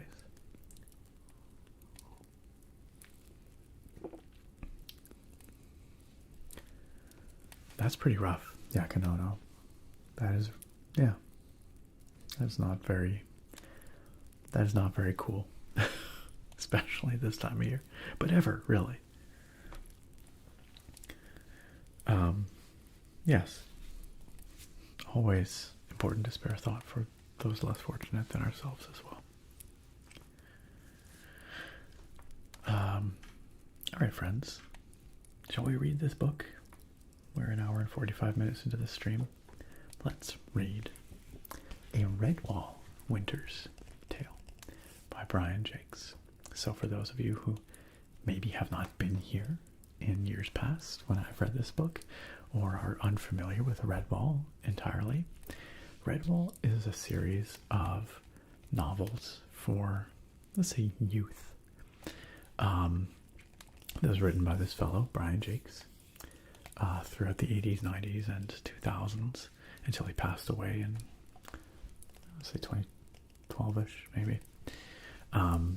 They are books about anthropomorphic animals, woodland animals, going on adventures. There's a whole world and a whole fiction that Brian Jakes created. Lots of adventurous mice and moles and hedgehogs and squirrels and hares and all manner of woodland creatures. And the stories center around the Redwall Abbey, which is a great structure made of red sandstone, and a community of these creatures. And the books follow the founding of Redwall Abbey and its struggles in various ways, defending against bandits and pirates and stuff, and the characters that go on various adventures for various reasons. Anyway, it's a series of books that I read when I was younger, which really captured my imagination. I still love them to this day. This is a little side story that is a storybook set around the winter solstice. It is for children. That's the target audience, but it is also quite lovely. The art is beautiful. The prose is lovely. It's very cozy, and it is one of my favorite wintertime stories from when I was much younger. So it's something that I like to share with all of you here every year, because it's just really cozy. It's a really nice little story, beautifully presented. Steel Echo says, oh man, can we share that graphic food porn on Twitch? We will.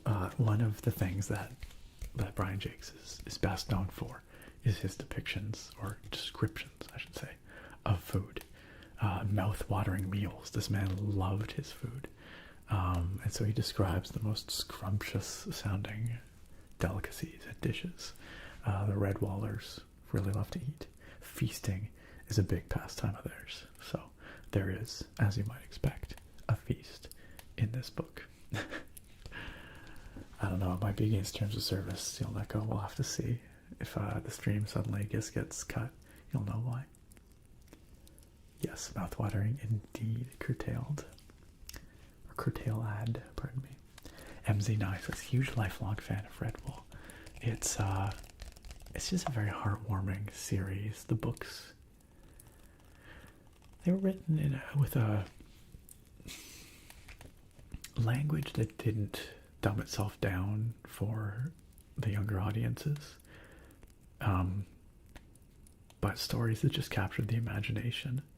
And I've said it before, but I know that the author, Mr. Jakes, he wrote his stories in such a way that they could be appreciated by people who maybe didn't have all the same senses that everybody has. So maybe people who had visual impairment, or auditory impairment, or it was written to appeal to a whole host of senses, so that whatever way people experience the world, they could appreciate elements of the descriptions and the prose, which I think is really cool. And so yeah, the passages do tend to be very descriptive and talk about look and smell and sound and taste and all these things. Hollow clips. Yeah, you're a bit late. That's okay. We're only just starting to read the book. So Bruce says George R.R. Martin is also overly descriptive with his depictions of food. Yes, absolutely. I dare say that Brian Jakes still takes the cake, but yes, I don't know, there's something kind of delightful about it. Truly. Steel Neko says, every single Redwall book has a chapter with a feast, and it's the most delicious food you'll ever read about. I know that there is a Redwall cookbook. I never acquired it. I should see if I can still find it online somewhere, like eBay. I would love to get that. Try making some of these recipes. The other thing that Brian Jakes really loves, kind of like Tolkien, is songs. Brian Jakes loves writing songs in his books. So we get lots of chants and songs and poems and all sorts of that sort of thing. Especially the case in this one, actually. Ginger Bear, how you doing? Yakinono says, my mom would have loved these streams. She'd be like, Yakinono, I can see why you like this. It's just a very warm community. Aw, that's very sweet. I like to think that we would have your mom's blessing, Yakinono. That's very nice. We used to watch Schitt's Creek together and have a roast and tiramisu. That sounds like a lovely tradition. A lovely tradition. Well, maybe she's here with us in spirit in some way through you. I'm sure she would like to know that you are here amongst friends. Cambolius Rex says, no gas fireplace? Well, have no fear, the green screen is here. That's exactly it. What are you talking about? This is my new house. This is our living room. Come on. Obviously. Shaftel, Merry Christmas to you too. It is always my pleasure, and it always will be, Shaftel. I'm glad I can keep putting out videos that you enjoy. Cambolius Rex says, I can't say I've ever heard of Redwall, but I love how much joy it clearly brings you in this community. It's really special. There was a cartoon actually for a couple of seasons. They made a cartoon out of one or two of the books. You can probably find it on YouTube. All right, I think there was like 25-ish books in total. He put out a lot. I'll read the back here so we have a synopsis before we dive in. All of Redwall is abuzz. A troupe of traveling players have promised to the Redwallers an evening of entertainment in exchange for a grand feast. I told you, feasts. Late at night, after the festivities have ended, mighty Bullbrock Badger sends the little ones off to sleep with the tale of the giant Snow Badger, who comes on the first night of winter, that's tonight, bringing snow across the land. The grown-up Redwallers chuckle at the fanciful tale. But is it only a tale? Bungo, the mole babe, isn't so sure, and is determined to stay awake to find out. Alright, let's dive in. A Redwall Winter's Tale by Brian Jakes and Bunger. Thanks, Steel Neck. You really just nailed the mood. Bungo, baby bungo, but sure, Bunger, why not? Illustrations by Christopher Denise. They're such warm, cozy looking illustrations. You can see there the little baby Redwallers and someone taking care of them. And then in the reflection, the great Snow Badger. You gotta limit I Stole Santa's Hat. He's out there hatless somewhere. Hatless. Alright, settle in, friends. This is actually kind of long, so it's going to be a little bit. A Redwall Winter's Tale. And you can see here, I'm going to try and show you the pictures as we go. It's a little tricky, but I'm going to try here. There's a nice little autumnal scene. Scamp just prancing through it. Amazing. That couldn't have been any better, actually. That positioning of that scamp was amazing. So I'll read each page and I'll show you the picture. Old leaves were a rustling on autumn's final day. North wind was coldly bustling on autumn's final day. Small birds had flown, good crops were grown, and harvested away on autumn's final day. And we have a picture of a old mouse looking pensively out the window, writing at a lectern.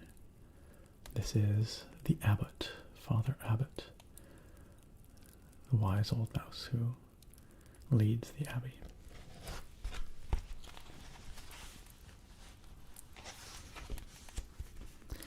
Two little creatures trundled through the leaf-strewn path outside of old Redwall Abbey. Bungo, the mole babe, and his friend Tub Spike, the hedgehog maid. good Father Abbot had given them permission to welcome some very special guests who were coming to entertain at the Abbey. Bungo and Tubspike peered anxiously along the path. Oh, something else that you must know. What the heck was that? Whoa, that's a new sound. Dalroik. Dalroik, thank you for the cheer. I really appreciate that. Also, Dalroik, good to see you. Eyelash, thank you for clipping that gorgeous moment. That was truly perfect. Dalroik, I really appreciate the cheer. Thank you so much for the biddies. And I hope you are doing great. I hope you're doing great. You had no idea what that was? I don't know why I did that. Like why I did the... Yeah, I don't know. I'd never seen that before. That's new to me. That's kind of fun though. Maybe it's something new that Twitch added. I don't know. So something else you must know about Brian Jakes and his woodland creatures is that they all speak in various crazy dialects. Well, not crazy, but fascinating dialects from the British Isles. And so I will do my best to do these accents justice. But it's not always easy. Bungo and Tubspike peered anxiously along the path. You're missy. I hopes they come afore it be dark. Bungo growled in his funny mole voice. Tubspike squealed as the wind tugged at her apron. If you say that once more, I'll roll you in the leaves. So he said it once more. The two friends tussled and giggled amidst drifts of crispy, crackly gold and red-brown autumn leaves. And there we have Bungo and Tubspike playing in the leaves outside old Redwall Abbey. And in the distance you can see some of the Abbey folk, the Abbey beasts. Looks like they're out maybe getting in the last of the harvest in the fields. Yes, they're very cute. Cambolius Rex says Audible, hire this man. Thank you, Cambolius Rex. I like reading out loud. It's a lot of fun. A flute trilled in the distance to the beating of a drum. Twiddly-dee, toodly-toot, rub-a-dub-dub-a-dub-dum. It carried on the blustering breeze and echoed over the leafless trees. A merry, carefree, happy sound, swirling, twirling, round and round. Then came the strains of singing, of jolly voices ringing, from over the hills and far away, on autumn's final day. Here we can see a whole host of creatures, a caravan of creatures, approaching Redwall Abbey from the forest. Redwall is up here, nestled up against the trees of mossflower wood. Mossflower is the name of the great forest in this setting. And these strange beasts are approaching.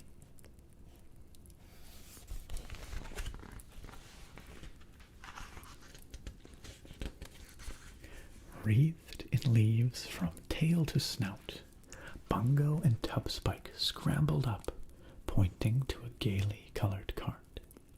It was surrounded by a group of creatures, pushing it along the dusty path to Redwall. Both the little friends shouted excitedly. "Oh, they'm here! Oh, I told you they'd come! Sam! Sam! Oh, tell everyone they've arrived!" Perched on the Abbey's high outer wall, Sam the noisy squirrel bellowed out in his thunderous voice, "Tell the Abbot! They're here, friends! They're here! Sound out the bells!" You can see Loud Sam, the crier, up here, shouting out to the Abbey. Are you ready for another song? Or a poem, because I don't have lyrics, or I don't have a tune for this song, but this is the song of the bells, bong boom. Right joyfully it tells, bong boom. 'Tis autumn's final day, ring-a-lay. And so to all we say, ring-a-lay. Our doors are open wide, ding-dong. Come one, come all inside, ding-dong. Now rest you, traveler, hear our song. Bong boom, ring-a-lay, ding-dong. Those are very talkative bells. You can see here the bells and the bell mice ringing the bells. The bells themselves, there's actually quite a bit of story behind those bells, the forging of those bells, the origin of those bells. There's a very rich lore around many aspects of this setting. It's developed throughout the novels. Phase Beast, welcome back for another month. Phase Beast says, hello ASMR Giga Chad Santa Claus like man. Ho ho ho. Late but here. Hope I'm not on the naughty list.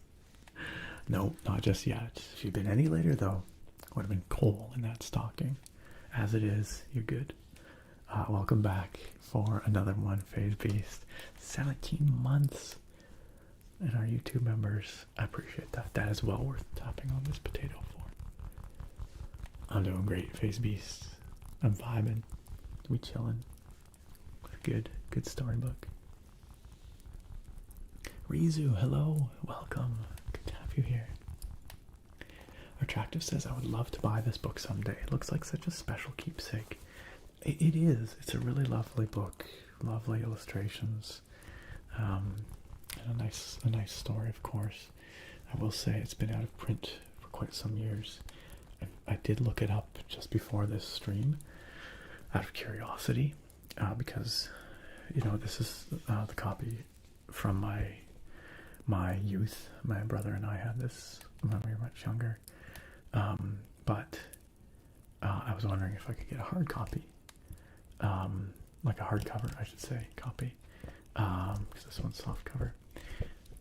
I could not find this thing for any reasonable price in Canada. There was like 1 or 2 eBay listings, but they wouldn't ship to Canada. And I think I saw it on Amazon for like, I don't know, it was like over $100. It was a lot. So you might struggle to find it. It might be different in Australia, though. You might be able to get it more easily. I don't know. But yeah, it's too bad because it's been out of print for so long. Finding it is a challenge, but you could get lucky. You could get lucky. Steel Echo says, when does the Krampus show up and stuff the naughty chatters into a basket? That's coming up. Just you wait. It's the end of the stream. Monaco Loco Roco, welcome. Happy Sunday to you.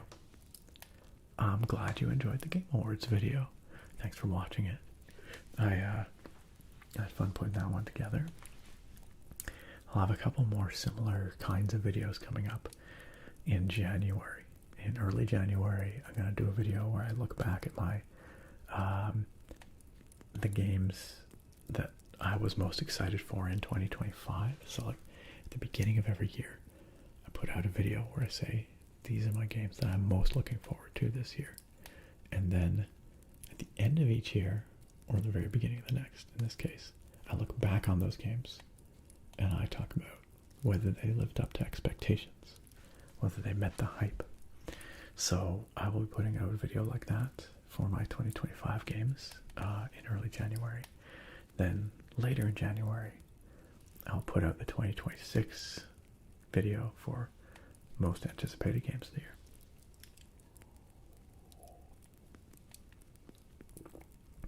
FaceB says, I want Nick to win Game Awards because he doesn't crash his truck while playing the Truck Simulator. The Streamer of the Year, the ASMR nerd for not crashing his truck in Euro Truck Sim. Y'all need to nominate me next year for that. Monaco Loco Roco says, excited to check them out. How are you spending the holidays? Are you worried about the low sales? About the low sales of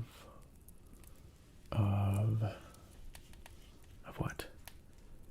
How am I spending the holidays though? I'm spending them at home. we aren't going anywhere far afield. We have some family in town here, so we'll be staying in town, seeing some family, and then just chilling. We're gonna take a few days to just chill.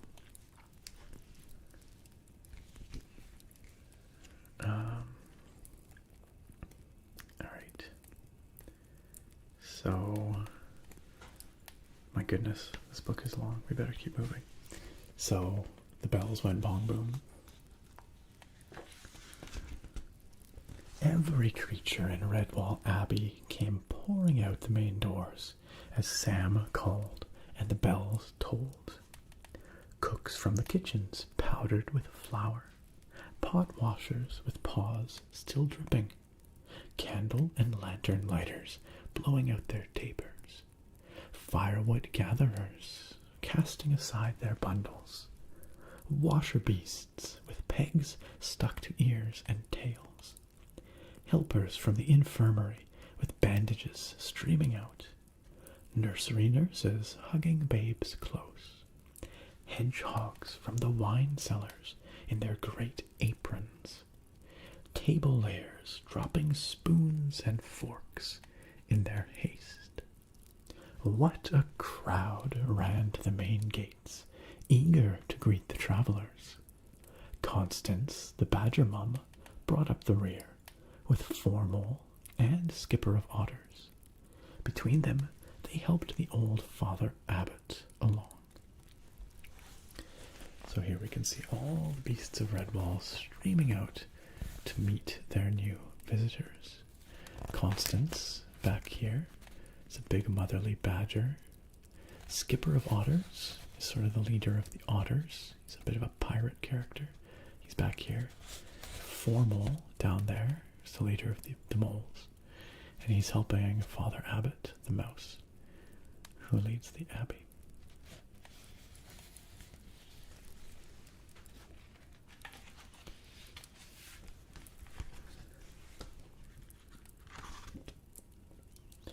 Wind came whistling out of the north then, bending trees and flattening grass. The creatures around the cart were hooded and cloaked against the cold. Still covered in leaves, Bungo bowed and Tubspike curtsied to the visitors. They had practiced a long speech of welcome, but the wind bowled them both over. Tubspike took a fit of the chuckles, and Bungo wrinkled his nose at the guests. Wow. Wow, Bungo. For real? Come in, sirs and marms, afore he all freezes. Old Father Abbot smiled at Bungo and Tubspike. Well done, you two. Please, friends, hurry inside. Welcome to Redwall Abbey. Bungers welcome into. Even bungers. There we can see the great caravan of brightly colored creatures arriving at the gates of Redwall Abbey, being greeted by Bungo, Tubspike, and the old Father Abbot. Right there. Attractive says, one of my favorite things to do is look for books in secondhand fairs and op shops. I've found a bunch of older books over the years that I cannot find anywhere. Maybe this will be another. 100%. That would be the best way to find this book. If you can find it secondhand at a thrift store or a flea market or a secondhand bookstore. you might be able to get it for a much more reasonable price.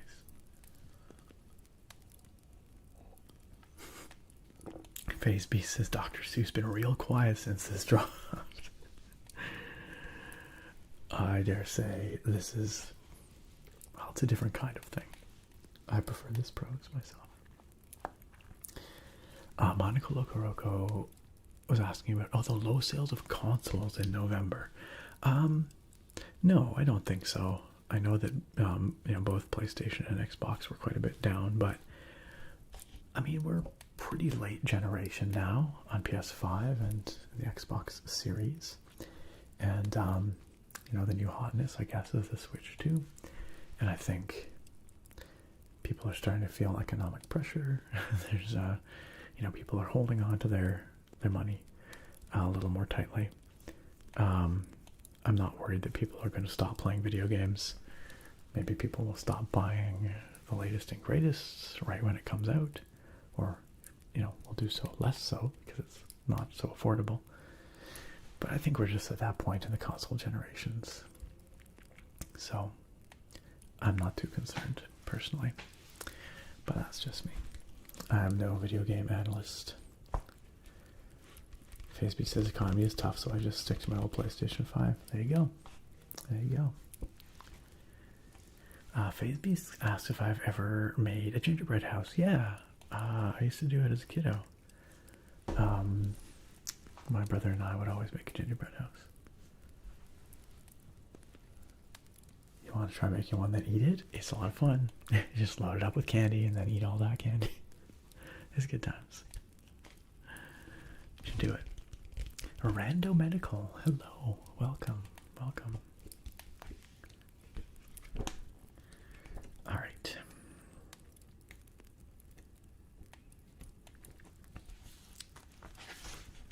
Outside, the skies were bleak on autumn's final day. Last summer's butterflies, like dreams, had passed away. So come now, or come along now, haste, don't bide. 'Tis snug and warm and dry inside.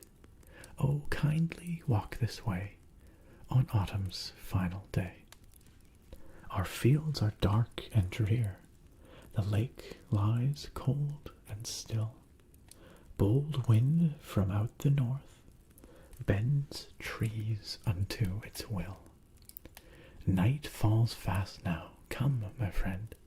Goodwill awaits at journey's end.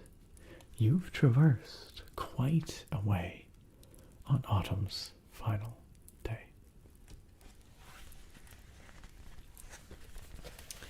There we have Redwall Abbey from the fields, with the caravan heading through the gates and the great red sandstone walls above the bell tower, and the big trees of moss flower all in behind. Looks like a couple of berry harvesters maybe down here.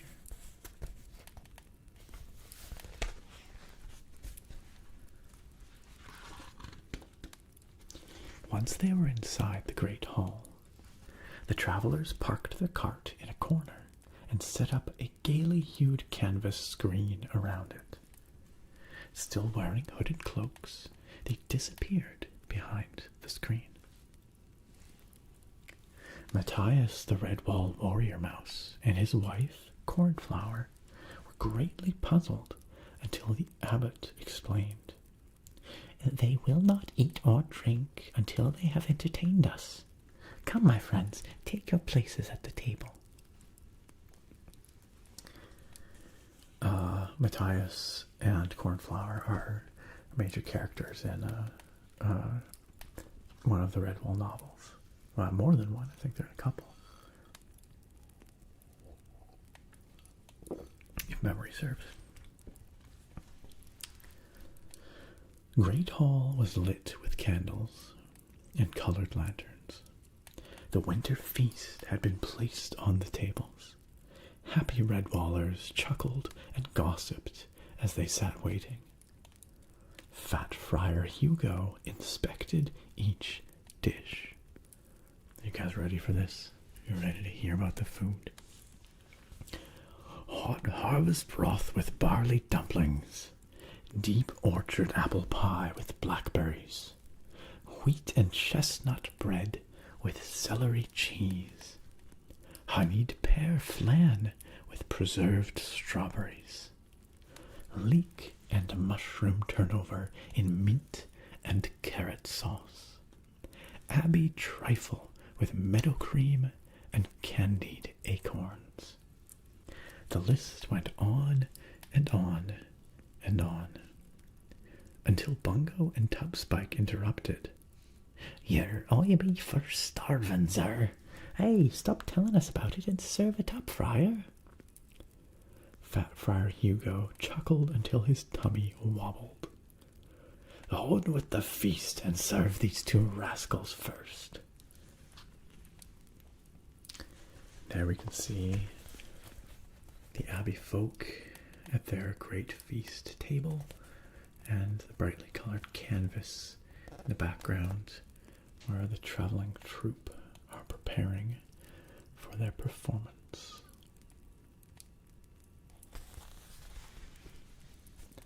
Attractive says the art is so charming, it really draws you into the story. It really does, and it's so cozy. It's so cozy. It's got a softness to it.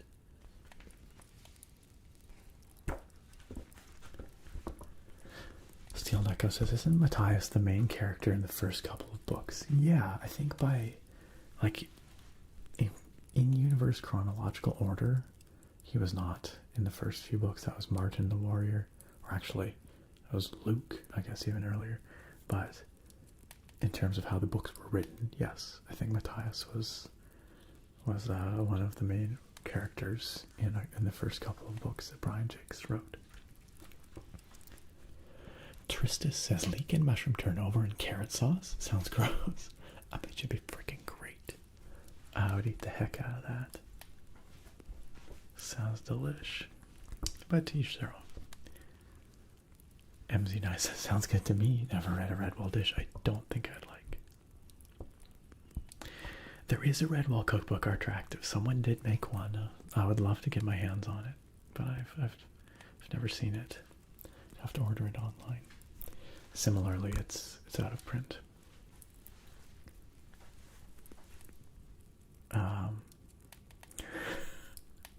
Trista says some kind of softness to me. Too much leek and mushroom turnover and carrot sauce. Oh yeah, MZ9 says there is one. Oh, you have an MZ9. How have you tried some of the stuff from it? I bet you'd be spectacular. Phase Beast says, any Christmas special ASMR, maybe a Santa roleplay or a Grinch impersonation? I am working on the traditional Wandering in Skyrim Christmas edition video, which you should all have in the next couple of days, before Christmas at least, is the goal. So, oh yes, absolutely, Phase Beast. Yeah, I slaved over this Christmas tree. You better believe it. Better believe it.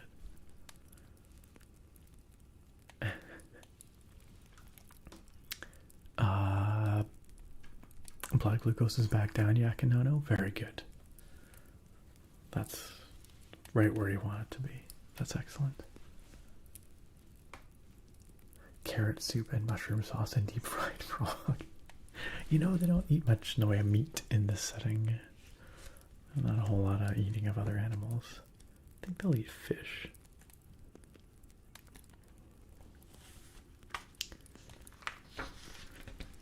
Alright. Across the banquet's busy hum, a trumpet brayed to a rolling drum.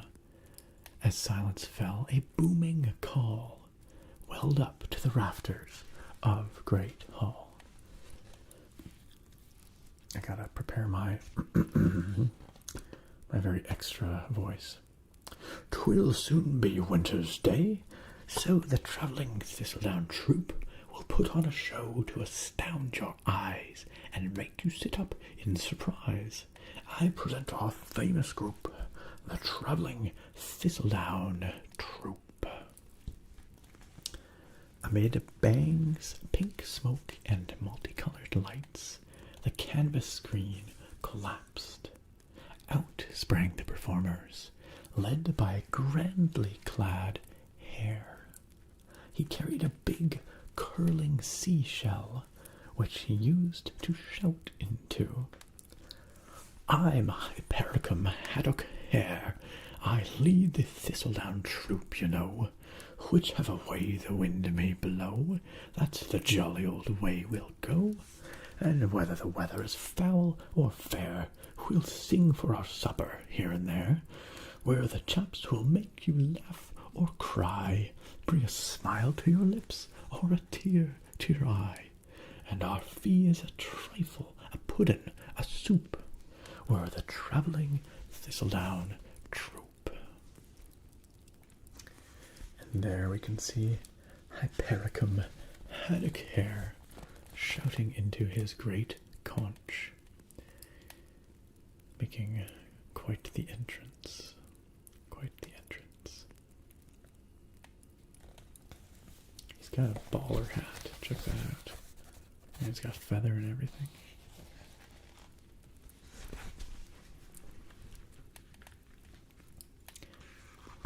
$48 paperback for the cookbook, eh? That's yeah. I'm not too surprised being out of print for so long. That's frustrating. Serial Killer, thank you for the follow. Welcome to the stream. Attractive says, I'll definitely keep my eye out both the Roy Winter's Tale and the cookbook. I need them. MZ9 says, it is very cute though. It has a story written throughout it as well with adorable illustrations. And yeah, the recipes are easy to follow and very tasty. That does sound lovely. I didn't know that it had a little story to go along with it. Yeah, that really does sound very, very charming. Serial Killer, thank you. Welcome into the chat. It's nice to have you here. Please all welcome a serial killer into the chat. So damn cozy up in this naga. So damn cozy. FazeB says Nick is like the funny meme, the book reader your girlfriend told you not to worry about. Someone reading books to your girlfriend. You better watch out. That reminds me, y'all. Okay, I don't mean to poke fun at this person. I'm sure they were a lovely individual, but there was many years ago, I was contacted through my channel email by well, at least someone who claimed to be an older woman who was lonely and lived in the eastern United States, and she offered to fly me out to where she lived and put me up there, pay for my food and board, so that I could come and read to her. I don't know if she was real or if she would have followed through. I don't know if I would have been murdered or if she was a cougar or what was going on there, or if she was just genuinely a lonely older lady. But I did not take her up on the offer. Needless to say. So I will never know. But in some ways, like, I don't know, like my heart went out to her. Like, it's tough when you're lonely, you know. And if we take her at face value, and assume there's nothing creepy going on there, I wish I could have believed her. And I wish I had the time and ability to take her up on her offer. But also, who knows? It's the internet. It could have been anyone, right? So, who can say? Bring her a potato. Private book tour. Eyelash says, you said you were going to keep those emails between us. Oh, dear. I really turned her pages. FaceB says, she was definitely a cougar. Don't be on the naughty list now. Unless you're into that. I still wonder about her sometimes. She shared some of her life's story. Sounded like she had some grown children who had left, to go live their lives, and I don't know. She seemed very nice. I do wonder sometimes. I'm bored. Welcome on in, and thank you for the hydrate request. I've got my beer here, of course, but I also have my root beer. My poppy root beer, which I'll hydrate with. Hey, Thorak, welcome.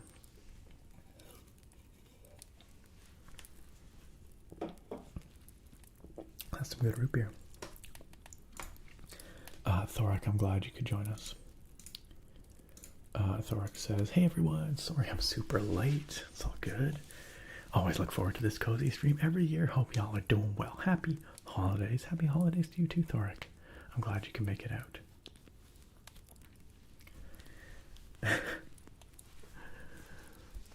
Naga says she would have made you rich as Crassus, but you let her languish alone.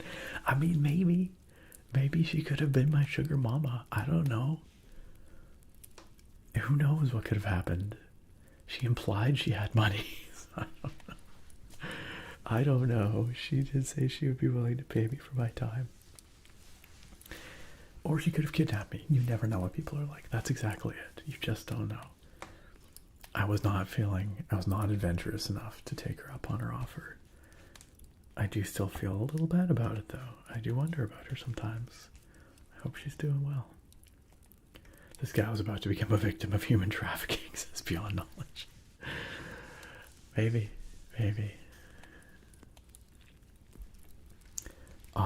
I've not watched Peter Draws. No, I'm not familiar with it, Beyond Knowledge. Faceby says, I mean, I would pay you to read me some books, real-time ASMR.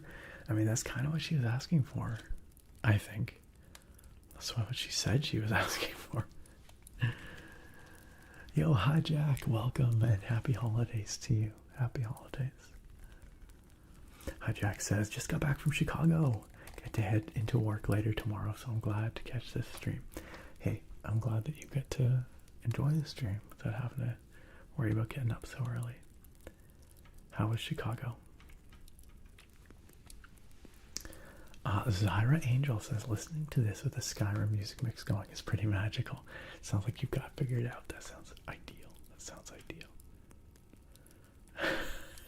Told the woman. Nice try, Diddy. Oh, man. Sadie Max. Hey, good morning. Good morning from the UK. Currently at work for the final stretch of the Christmas week. Glad to catch the stream. You're so close now, Sadie Max. You got those beautiful days off coming up. Not long now. Hope your morning's going well. Chicago is nice, says Hi Jack. Felt super festive compared to other cities. Nice. I've never been to Chicago. We need to go sometime.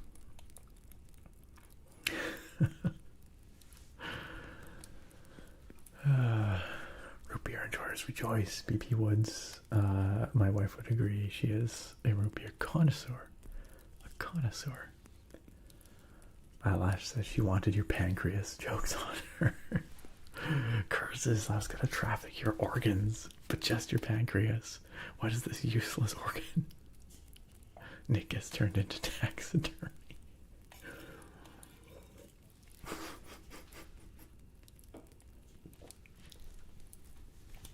Beyond Knowledge, how long have I been into ASMR for? I have been watching ASMR since about, well,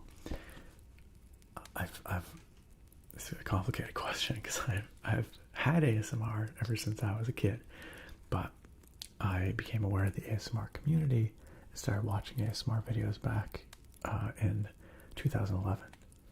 That's when I first realized it was like a thing. And there were people making ASMR videos. And then I started making my own ASMR videos in 2013. So in February, it's going to have been 13 years. 13 years. Ah, yes, the Chicago bean, indeed, Jack. Heck yeah, Christmas talk, mushroom gravy, and now spicy cougars. What a varied stream.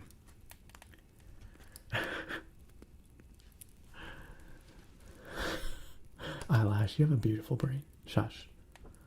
I would traffic your beautiful brain. But Do you really need two kidneys? Technically, no. Technically, no. Alright, Hypericum had a care, doing his shouting into his horn.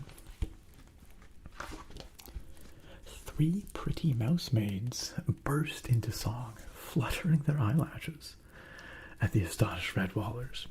Can I flutter? Can I flutter my eyelashes? I feel like I'm just like having a seizure. I don't think that's what we're looking for. I'm Crochet, I'm Quaver, I'm Queenie, the 3 melodious mice. We've sung at lots of harvest fairs, and at some banquets twice. If you love to hear a ballad, dear, please take our sound advice. Don't fret or fear, just lend an ear to the 3 melodious mice. And just imagine that they sang that instead of speaking it like I did. There are the 3 melodious mice right there, singing their song. A fat mole dressed in a jester suit entered. He ran at the singing trio with a pail full of water and launched the contents at them. Every beast screamed and covered their eyes. Surely the 3 pretty singers would be drenched. There we can see the mole barreling in with the bucket.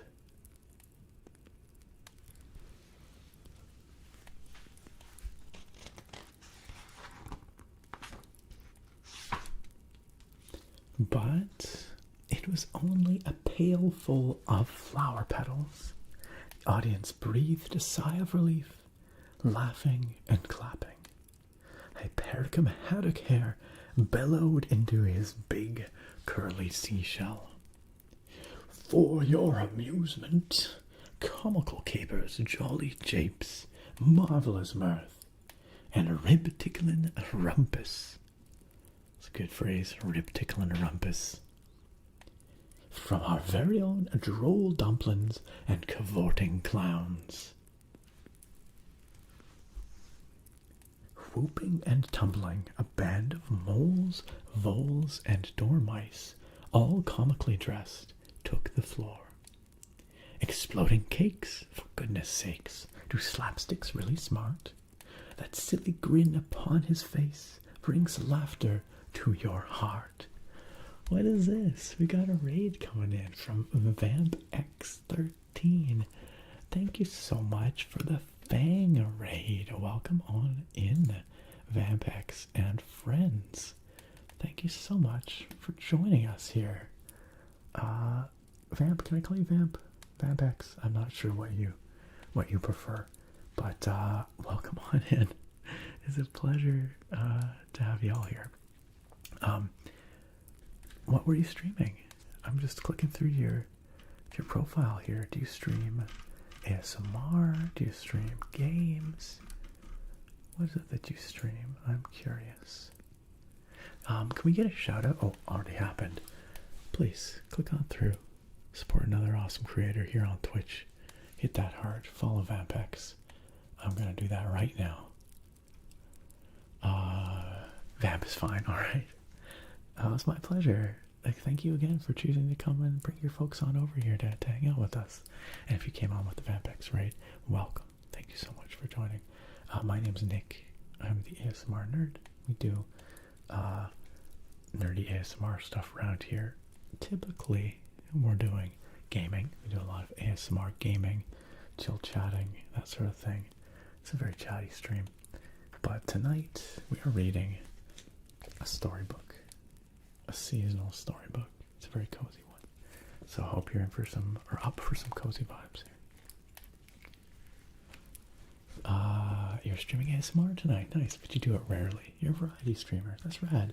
Well, I have followed, and I look forward to dropping in on one of your streams sometime soon. Oh yeah, I see. Cozy Comics ASMR. Very nice.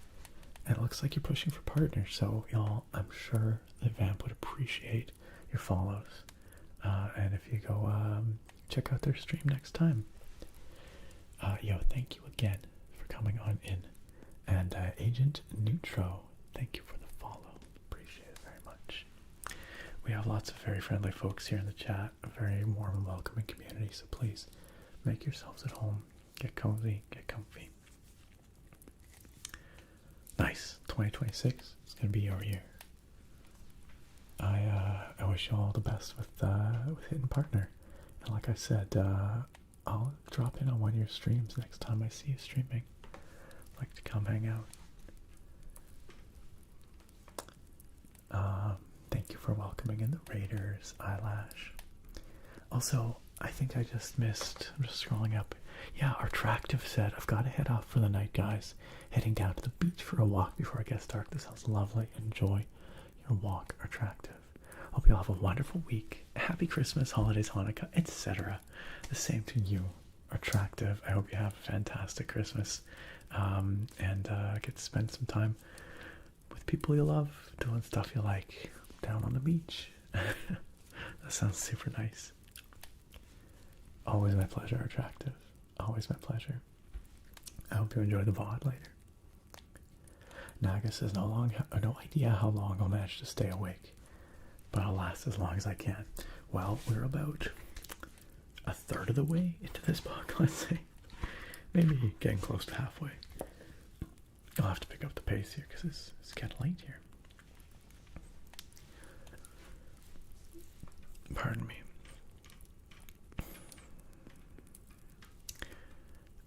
Over in YouTube chat, Beyond Knowledge says 2011. Do you recall Decaying Whisper, Strawberry Whisperer, Teeny Whispers, and Savannah's Voice? I can't say I do remember any of those creators. I do still remember a number of the people that I would watch at that time, but those names in particular don't ring a bell. Maybe Savannah's Voice. That sounds familiar, but I don't think I ever watched the others. Asian Persuasion, hello, welcome. Happy Christmas to you. Happy Christmas to you. Phaseby says, I'd like to book an appointment for your relaxing services. Lunch paid, snacks paid, microphone paid, fresh pizza paid. Just read me some Captain Underpants books. I would do it. I would do it. 1000% I would do it. I remember Whispering Life. Yakinono. Do you remember Whisper Crystal? Does anyone remember Whisper Crystal? Who else was I listening to way back? I remember there was this amazing channel. Her name was Quiet Experiment. Small channel, never got very large, but she had some fantastic content. Do you remember Careless Whispers? Alice, if we remember Whisper Crystal.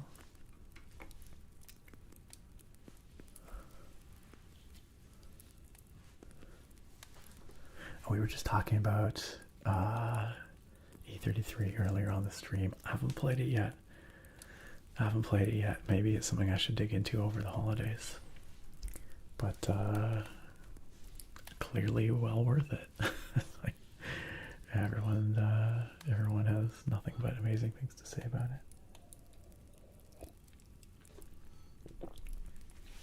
Same Phase Beast. We've lost a lot of good ones over the years, eh?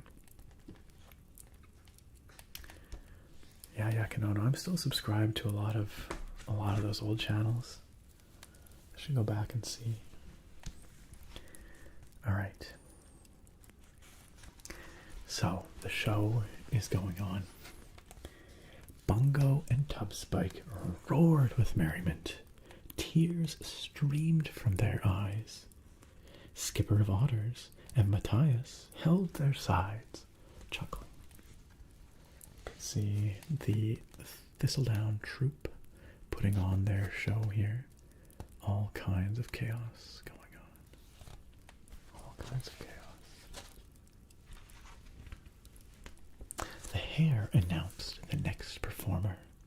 Father Abbot, good Redwallers all, allow me to present the one and only mighty Bullbrock Badger.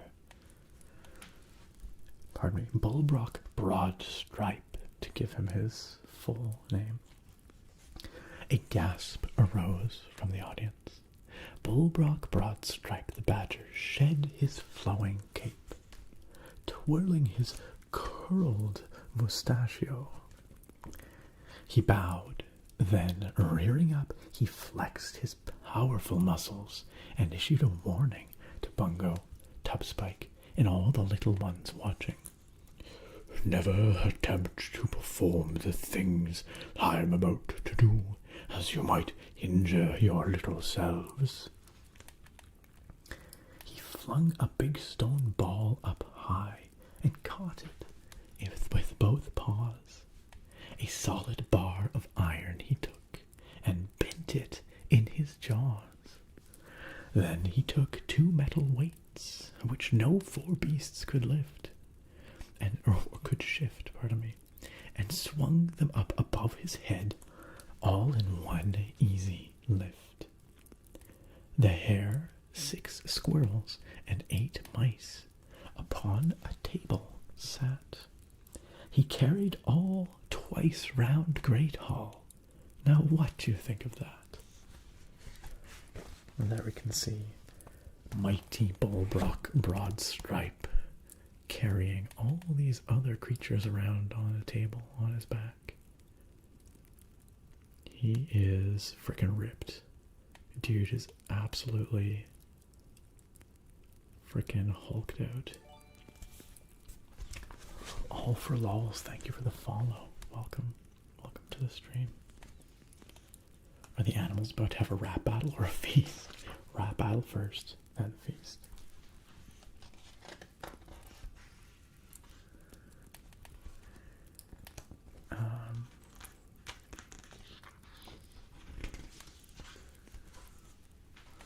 E33 made you cry, Dylan? I've heard a lot of people say the same. I'm more requested a dad joke. Let's finish this page here, and then we will do the dad joke. Oh, look out, sirs! Formal and Noisy Sam ducked their heads, just in time. A dozen apples whizzed through the air like magic. It was Oswald and Oriole, the juggling otters. Round and round the apples flew between the juggling duo. Oswald and Oriole did all this while balancing upon 2 rounded logs. Not only that, but they both spun balls on their tail tips, crying out, "Hoopla, rosy apples for all! Hoopla, will we let one fall? Up they comes, down they goes, where they lands no beast knows." Seizing items from the festive tables, they added them to the whirling medley. Sugar plums, pears, and candied chestnuts whizzed and with the apples over the diners' heads. Oswald and Oriole skillfully changed the flying fruit into different patterns, chanting as they did. "Hark, little uns, this trick is yours. Hold out both your open paws. Sit quite still now, close your eyes, and here's a sweet surprise." Bungo, Tubspike, and the Abbey babes squeaked with delight. A candied chestnut landed, plop, into each of their small paws. Oswald and Oriole bowed and beamed at the well-deserved applause they received. Such skill. There we can see a pair of juggling otters, Oswald and Oriole, putting on quite the show. Quite the show.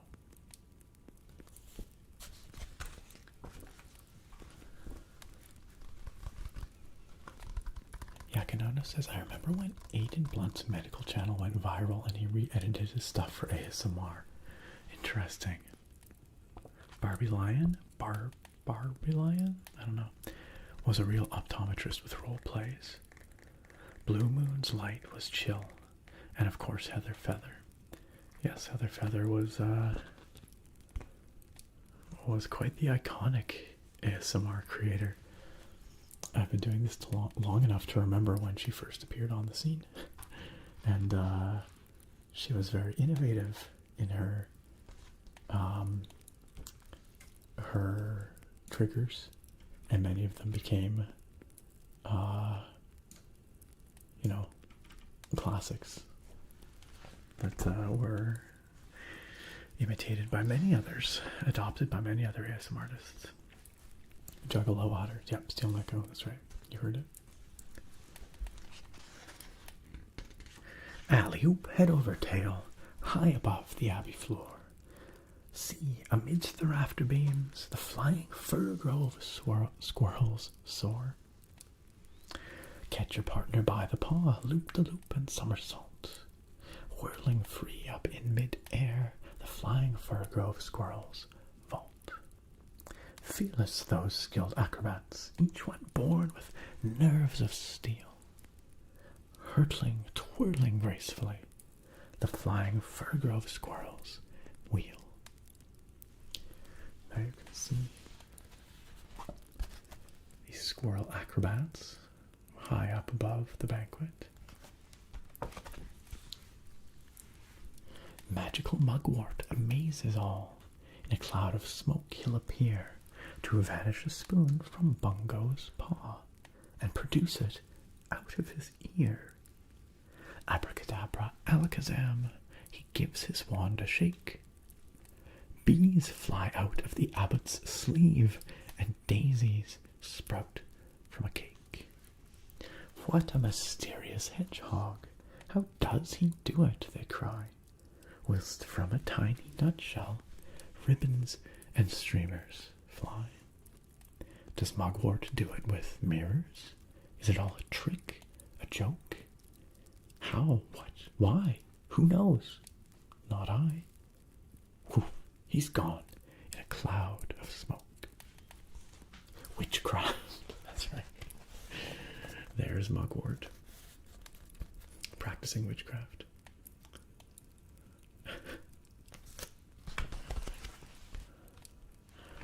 Brock, no, I am not much of a sports guy, I have to admit. There's no real sports that I watch with any regularity. So, basically, no. I'm bored has redeemed a dad joke. Let's go find a good dad joke. Let's do it. Let's do it. Do it. Best dad jokes. Best dad jokes. The dad joke subreddit.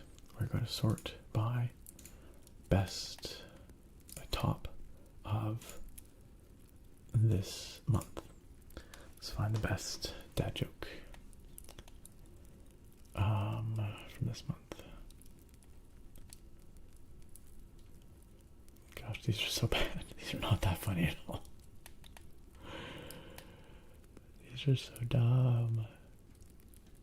I was wrong to come to Reddit. I should never trust Reddit. Alright, we're going to the Pioneer Woman, apparently. Let's find the best bad dad jokes, yes.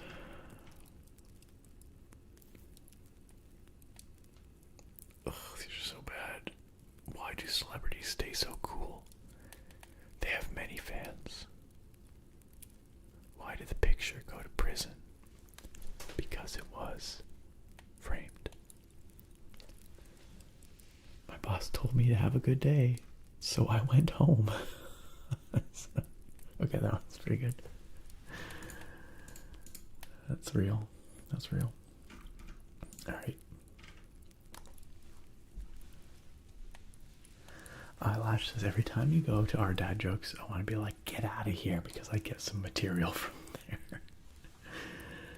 there. That explains a lot, actually. That explains so much, Eyelash.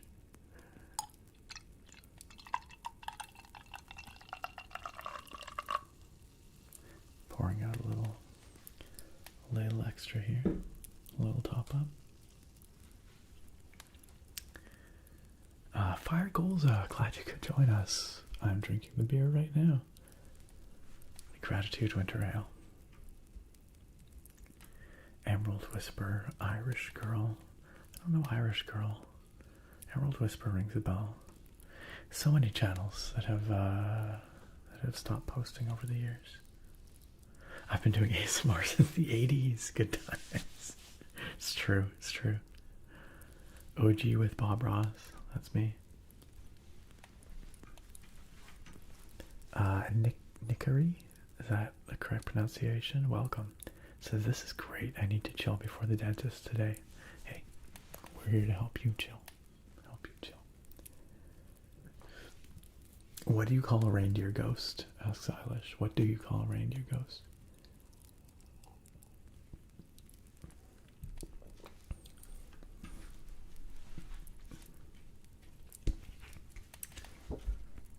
A caribou. A caribou. Very good. Very good. Carrying on with the story. My favorite Christmas movie, Brock, is A Muppet's Christmas Carol. Muppet's Christmas Carol. All-time classic. What about you? What's your favorite? Redwallers were beside themselves with merriment and admiration for the Thistledown troop. Applauding heartily, they cheered and pounded the tables. Good Father Abbot called out to the performers, "What a marvelous show! Come now, friends, please sit with us and share in our feast." At a nod from Haddock Hare, the entire troop took a bow and hurried to places set for them at the table. And what a table for hungry entertainers it was. We get a nice cozy picture of all of the Thistledown troop settling down for a meal at the table with the rest of the Redwallers.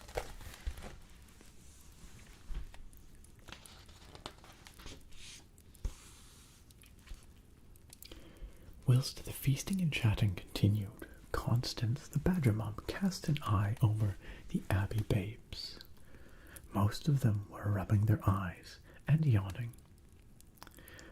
"Come on, my Dibbons, time you were snug in your beds." Hey, Maria! Welcome! You made it out. Maria Clara here. It has been quite some time. It's wonderful to see you, Maria.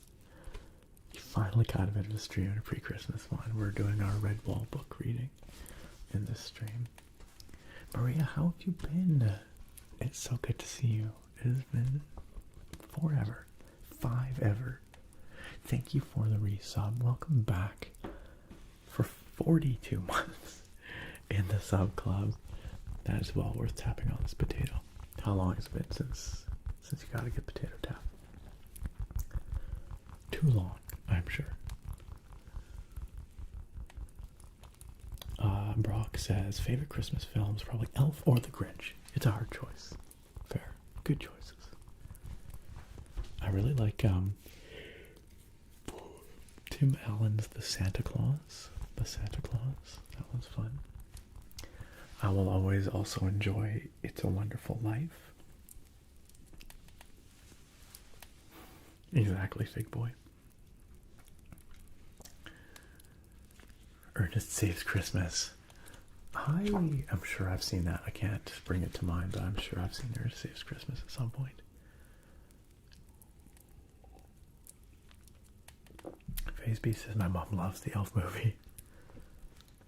You enjoy Tim Allen's Santa Claus. It is a very good one. It is a very good one. I think as I get older, I appreciate It's a Wonderful Life more and more.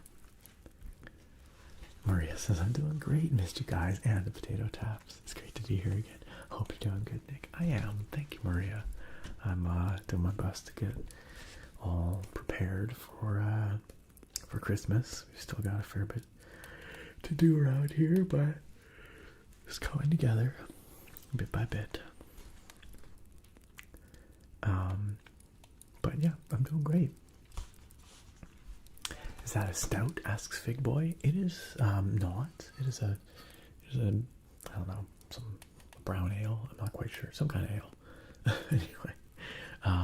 But it does have a lot of body and it is pretty hefty at 9% It is the Gratitude Winter Warmer. It's a winter ale. BP Woods, thank you for the follow. Appreciate that, thank you. Hey, I'm glad you like the Christmas sweater, thank you. I bust it out usually exactly once per year for this very stream. Constance the Badger Mom says, "Come on, my Dibbins. Time you were snug in your beds." The babes snuffled and grumbled, but Bungo complained aloud. "Girl, it ain't fair. Why should us little ones go to bed and any big ones get to stay up? I ain't going, no ma'am." Mighty Bull Brock Badger swept Bungo up in one huge paw. "Hearken to me, little Master Mole. If he wants to grow up big and strong like me, he'll go right off to bed. Besides, tonight is autumn's final day, so you must go to bed." Mighty Bullbrock winked at the cozy Dibbins. "Come on now, I'll tell you all a story once you're all in bed." Bungo cheered up a little bit. "Oh good, a bedtime story. I do likes them, sir." Up the winding abbey stairs, little paws go plodding. In the flickering lantern light, tiny heads are nodding. Side by side, wearily, snail-like Dibbins creep.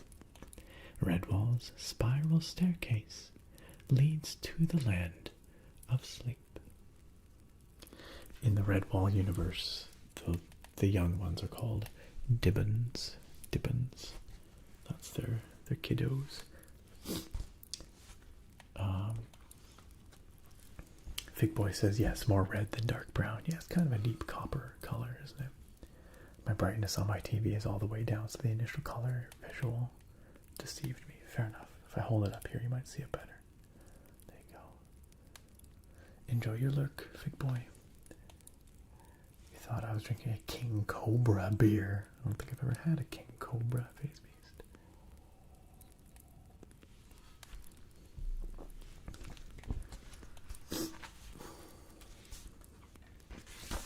Oh, there's the picture.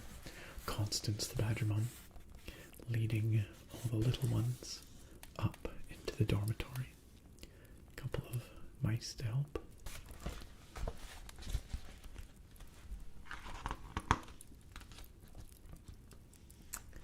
With Constance, Cornflower, and several others to help, it was not long before the Abbey babes were tucked up snug in their little dormitory beds, some already asleep, but not Bungo. "Oh, tell us a story, sir." So Mighty Bullbrock told the tale, a story known to all creatures, as old as time itself. Old autumn's final day is done, when midnight bells toll winter's birth. That is the time, so legend says, Snow Badger comes to earth, awakened in his realms of sky to visit earth below, unseen by any living eye. Thus it was ever so. Lord of cold winter season, he makes all stars shine bright, ruler of the icy winds, whose breath can freeze the night. What if any beast should see him before his work's complete? Oh, woe to us, calamity! Snow Badger would retreat. He'd leave no winter tide at all, no blanket white and deep, to let poor Mother Nature rest her earth in peaceful sleep. And if there were no winter, why, there'd be no spring, no crops to mow, no flowers to grow, no little birds to sing. Our lands would turn to desert. How sorry we'd all be. So, eyes shut tight, Sleep sound tonight. Let snow badger roam free. And there is mighty bull Brock Broadstripe telling the story of the snow badger to the young Abby Dibbons.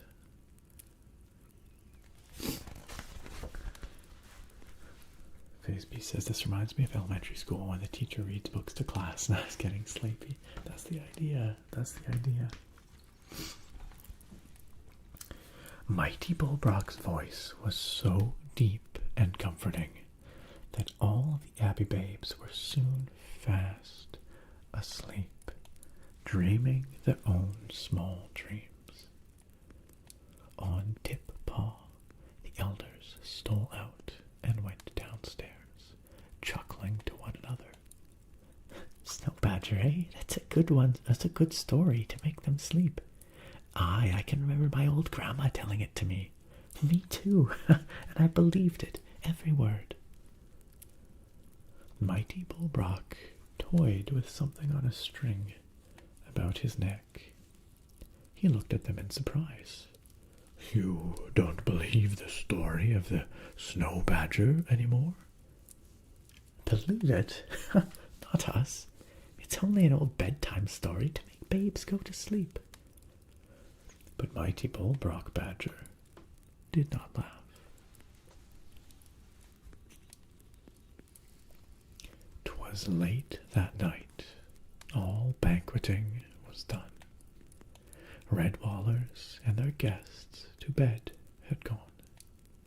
Outside, the north wind howled in dirge-like moans, scouring at the abbey's ancient stones. Within, each creature slumbered safe and warm, heedless to the songs of wind or storm. Fires grew low as solid pine logs burned. Their wood to glowing embers slowly turned. This was the time he had been waiting for. Old Lord of Wintertide arrived once more. You can see here Constance, the Badger Mom, and Bull Brock Badger, and Cornflower, and some of the other mice, hedgehogs, all tiptoeing out of the room with all the little ones. Tigger the Spartan, thank you for the hydrate request, or snack, but I don't think I need a snack right now. I think a hydrate would be a good one. I've got here my root beer to go along with my real beer. It's Poppy. Do you guys ever drink Poppy? It's pretty good. It's like a low sugar alternative soda, but actually tastes really good.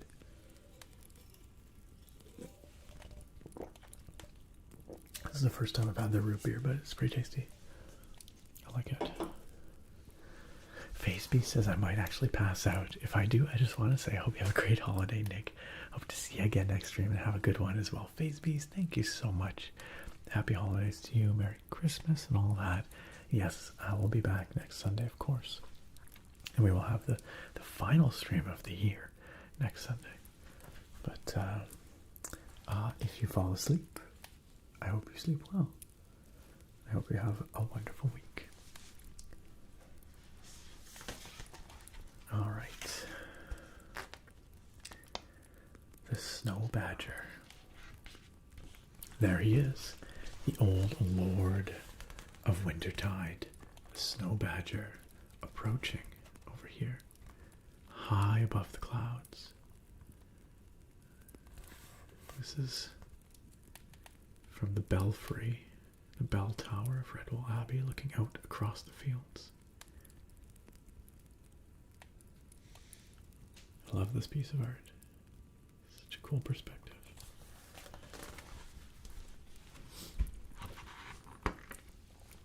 High, high above, midst the vast acres of dense night cloud, Snow Badger strode.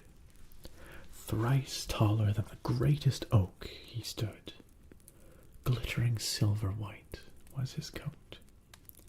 Above the 2 pearl-grey stripes which marked his massive face, a crown of pure ice wreathed his hoary head.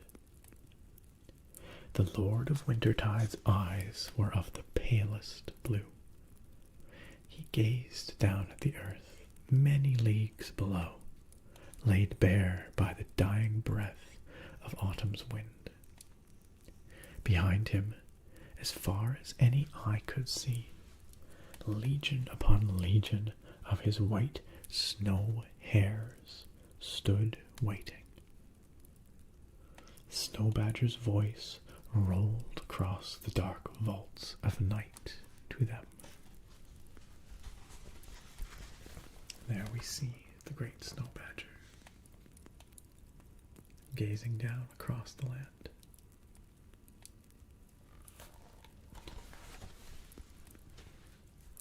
Very good, Emlad, and I'm glad you can fall asleep with us here. Still got a bit of story left to go. Go you now at my command, as you have done each year. Let all beasts know throughout the land, the Lord of Wintertide is here. Sheet the sleeping earth in white, leave naught uncovered in your wake. Soft and silent, toil all night, till dawn's first light doth break. The snow hares went then, like all the stars from the Milky Way falling from the heavens, countless myriad hordes of them, quietly drifting down, down, for the sighing winds to strew them over the slumbering ground. You can see the Snow Badger's snow hares over here. The little snowflakes like rabbits falling from the sky to cover the earth in white.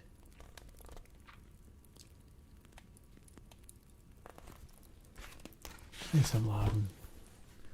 Classic Minecraft. That can be really cozy. Yo, thank you so much for the cheer. I appreciate that. And Loudon says thank you for another year of this yearly tradition. Hope you have a great holiday, Nick and all. I really appreciate that, Matt. Thank you for the very kind cheer.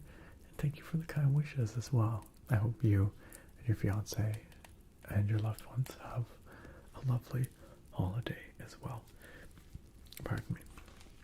I hope you have a very nice Christmas week.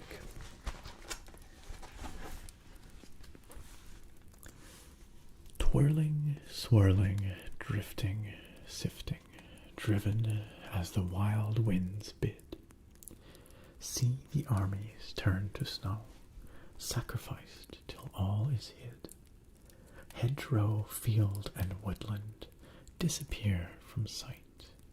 Smooth becomes the landscape, neath a cloak of white. Sticking to old abbey walls, piling deep round door and sill, seeking out each niche or cranny, searching for a ditch to fill. Numbing, muffling, mute, and silent, winter closes tight its vice, sheening pond and lake up tight, locking fish beneath the ice. Now the brook has ceased to chuckle. Look, the stream is choked and slow. Icicles form stalactites, long from eaves they grow. Down black chimneys on red embers, snowflakes sizzle, hiss, and die. Wintertide is now upon us. So say all, and so say I. We can see here the army of snow hares covering the land with snow. And down here at the end of the creek. Redwall Abbey is all blanketed in snow, hunkered down in the drifts. The badger and the hares motif is something that comes up a lot in Redwall, in the main novels. The badger lords are sort of these warlords that protect the realms. They have a great mountain fortress in an old volcano called Salamandastron out on the coast, and they protect the lands, the realms of beasts from corsairs, like sea pirates, who would otherwise, I guess, raid inland. And the Badger Lords, their armies are comprised of hares, of bunny rabbits. And so the hares in this setting are very militant, and the badgers are these fearsome warriors, these fearsome warlords. And so that's kind of what this is riffing on. But the snow badger in the sky sends his army of hares down to blanket the earth in snow. Yo, Smitty, good to see you. Welcome on in. Bakery Guy, glad you could join us, even if it's just for a minute here. Bakery Guy says, hey Dr. Nick, just wanted to stop by and wish you a Merry Christmas if you observe. I do celebrate Christmas. Grateful for your streams. Hopefully the cards return. The cards have returned. I'm doing cards again this year, and last year's cards are also going to go out to anyone who signed up, because I never got out last year. So I'm doubling up on cards this year, which is ambitious, but I'm going to make sure they all get sent out. Baker Guy, really nice of you to stop by. I wish you the very best of the season as well. Merry Christmas if that's something you do, and thank you for stopping on in to say hi. Smitty says, I'm at work but I'll watch later. Merry Christmas everyone. Merry Christmas, Smitty. Enjoy the VOD later on.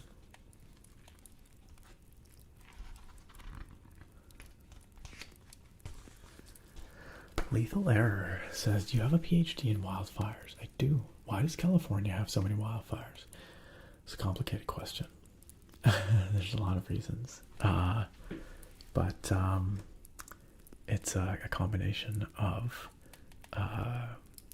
climate and fuels and ignitions. And so California is a very dry place, getting drier, extended droughts becoming more common.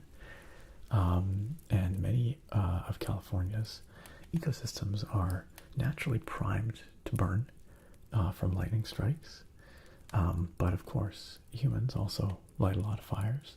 And at least here in Canada, it's about 50-50 between human-caused fires and lightning strike fires. I don't know for sure, but I imagine in California it might be more human-caused fires than lightning-caused fires. But it's the interaction of fuels, climate, and ignition source that leads to fire. There's also the question of fuels management, and this is something people often like to ask about, and it is a contributing factor, which is that in many parts of the world we have suppressed natural fires for a very long time. In many of these ecosystems, fires would naturally burn on a fairly regular cadence, and in doing so that would clear out the fuels so that the next time there's a fire it's not a huge catastrophic one. But because we don't like fires burning near our communities for the last 100+ years in many places, we have just immediately extinguished any fires that ignited, and in doing so allowed fuels to build up. So you take this in combination with increasing ignitions from humans, increasing droughty periods and fire weather conditions, you create a situation where the capacity for catastrophic fires is greatly increased. That's the gist of it, but it's more subtle than that. There's a lot more, but that's the long and short of it.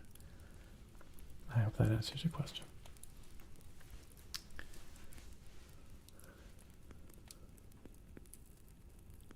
Yes, bakery guy, if you want to send an email, I can put you on the list for the cards.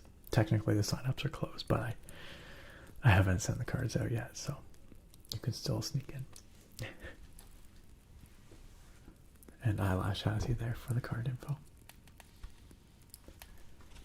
Yeah, so like Eyelash suggests, you know, in some places, some jurisdictions, they are becoming more amenable to controlled fires, prescribed burns, they're often called, which is the concept of having an intentional low intensity fire that burns off some of the excess fuel but doesn't lead to a catastrophic fire. So if we choose when and how to light the fire under the right weather conditions, we can ensure that it's a less intense fire, and it's used as a tool to manage fuels. But faces a lot of, you know, this concept faces a lot of resistance from communities that are worried about fires escaping. And it's an expensive thing to implement. It's not always practical in every place, right? So, but you know, it's a useful landscape management tool, something that I reckon we will see more of in the future.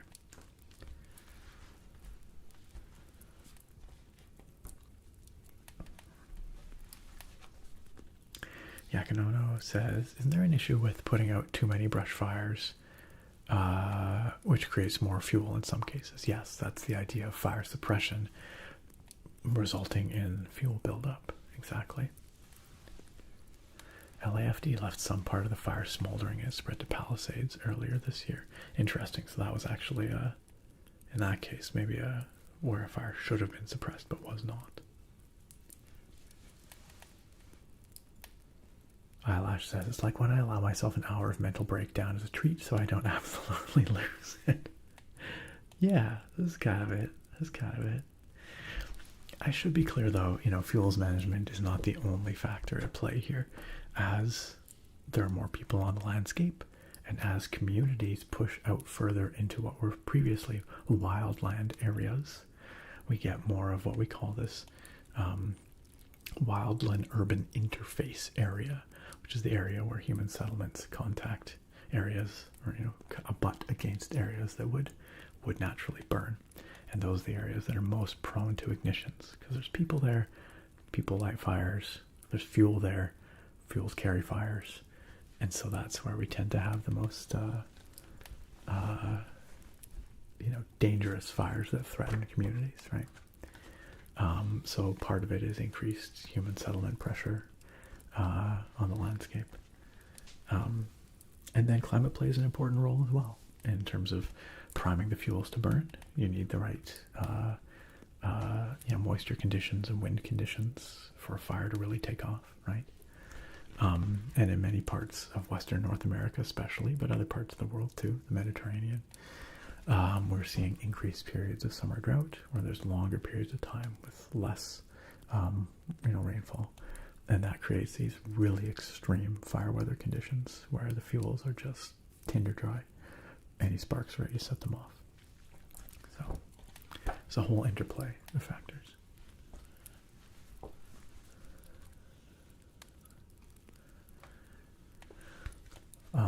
Layflair says, I heard that California stopped creating the wildfire barriers, which encompasses moving trees and brush near homes.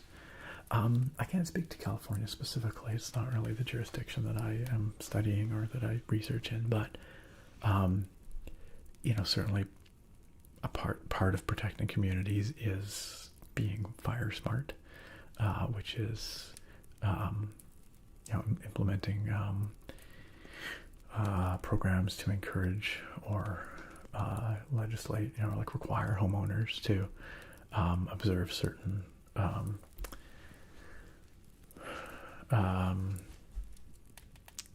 features, like whether it's landscaping, whether it's the way that you construct your home, like having roofs made of certain materials, having a certain minimum distance to you know, trees, not being allowed to have like flammable shrubs and whatnot right underneath your eaves, these kinds of things. And there's good work that's being done in those areas. Some of my colleagues actually are doing a study up here in Canada looking at what features of homes in terms of construction and in terms of landscaping are common to homes that burn in fires versus what features are common to homes that don't, and building a model of how houses are lost, why houses are lost, what factors go into that. But certainly in terms of building fire breaks around communities, that can be a good way to try and stop fires from entering communities. It's not surefire though. Surefire, little fire pun there. Because one feature of very intense wildfires is what they call ember rain. And that's where the fire front, where it's burning, it lofts burning embers up into the atmosphere, sometimes quite high, and they're carried by wind, sometimes miles, while still ignited and burning. And then they fall, they rain down, and they cause new ignitions ahead of the fire front. And those ignitions are often what causes communities to ignite. So it's the ember rain that can be really problematic, because you can't really, in a practical sense, build a fire break that's wide enough to prevent ember rain from being a threat. Of course, you need a particularly intense wildfire to carry embers like that.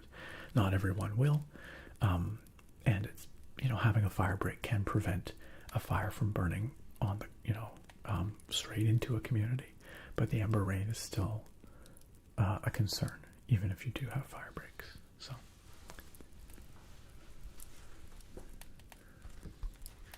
yeah. So lethal air, you're right. The fire breaks can be one tool that can help protect communities, but it's no guarantee. Yakinono, arsonists are a big problem. We have the same up here in Canada. In some places, we've had cases where arsonists have caused problematic fires, for sure. Hey, Sir Edward, thank you for the resub. Welcome back in for month number 25. Happy 25 months anniversary, Sir Edward. That's worth a potato tap. Good to see you. How have you been? Yeah, it's been a hot minute, Edward. Been a long time since I've been able to catch a stream in person. I fell asleep trying to stay up for the stream and just now woke up. Well, hey, you made it here for a little bit. I hope I haven't upset your sleep too much, but I'm glad you made it. Also, Beanard, great to see you. Welcome on in. Glad you can make it. Merry Christmas to you too, Beanard. Thoric says, alright, I gotta head to bed. Happy holidays all, whatever you celebrate. I'll see y'all next time. Thoric, same to you. Happy holidays, and I hope we see you next stream. I think there's a good chance we will. Take care, Thoric. Have a good night. Bakery Guy says, fires have caused major insurance companies to skyrocket premiums or abandon the housing insurance market in California entirely, especially in the foothills and mountains. It's not uncommon to see premiums equal to or higher than mortgage payments. It's insane. That's crazy. It's so non-functional. I'm Bored says there are also underground fires that burn like coals. They can randomly pop up. They can survive the winter underground also. Yes, the concept of so-called zombie fires, especially in areas of northern Canada, permafrost areas where there's like muskeg and peat that can burn underground. And those fires can, in fact, smolder over winter underground, where they can't really be extinguished, and then they can revitalize the following year. Fortunately, it tends to be that those fires are in pretty remote northern areas. Generally not the case near communities, but can happen. Can happen. Umar, welcome. Welcome. I have not seen the movie 2012. I remember seeing trailers for it, Yakanona, but I have not seen the film. Oh yes, that place in Pennsylvania is a strange situation where it's like a coal deposit that ignited. That's right. Yes, I've heard of that one. That's a little bit of a different situation, but yes. Umar wants to know if I get more live viewers on Twitch or YouTube. Typically Twitch. Currently Twitch and typically Twitch, but not always. It does shift. Some nights it's YouTube, some nights it's Twitch. Sir Edward says I've been well, not too worried about my sleep schedule because I'm on vacation. Nice. That being said, I'm sure I'm gonna fall back to sleep soon. Fair enough. Fair enough. Alright, let's finish up this book. I kind of got a little sidetracked by the fire talk there. Get me started talking about wildfires. I'll keep talking about wildfires. Thank you all for your questions and interest, though. One other thing I was going to say, just before I forget, is in the case of California, I have heard, I do not know how common this is, but I've heard that sometimes it's the electrical grid that is to blame, where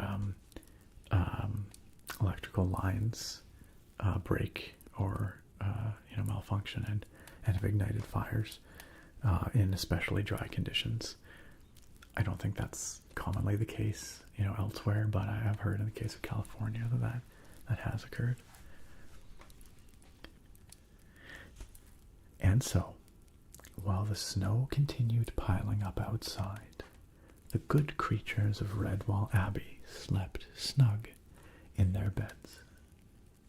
Father Abbot dreamt of next summer's long, warm days. Skipper of Otters dreamt of broad, sunlit streams. Foremoul dreamt of digging new tunnels next spring. The traveling Thistledown troupe dreamt of taking the high road to more spectacular performances. Abbey babes and Dibbins dreamt of last summer's golden days, picking strawberries in the orchard patch. Every beast had calm dreams of peace and leisure, except baby Bungo. In his roguish dreams, Bungo stole pies and puddings from the kitchen windowsills where they stood cooling. He dreamt of growing up to be a big mole without once taking a bath. He dreamt of snow, of stealing out early and pelting every beast with snowballs until they cried out for mercy. Bungo gave small, villainous chuckles as he dreamt. Then came the dawn. Snow Badger drifted regally down from the clouds and looked around at the winter he had created. The wind died down as the giant Lord of Wintertide strode the land, leaving in his wake not a single paw print. Everything was perfect. The entire countryside was pretty as a picture, spotless white. Then he saw Redwall Abbey and suddenly remembered.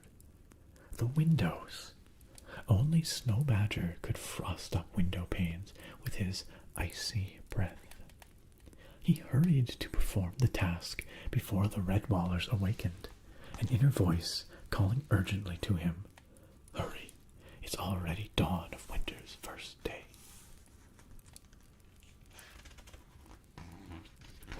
Oh, there we can see the young Abbey babes all curled up in bed quietly, and the Snow Badger at the window, frosting up the window.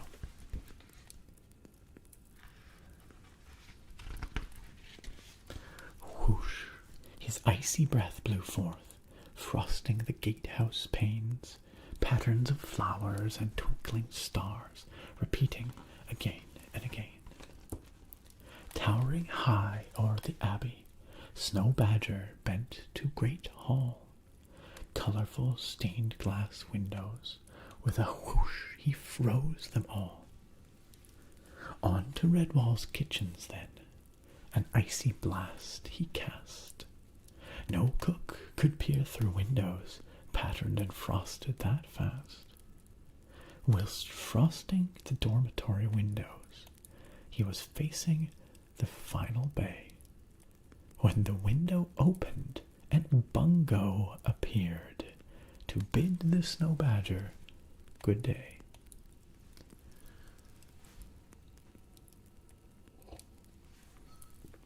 Here we can see baby Bungo saying good morning to the snow badger,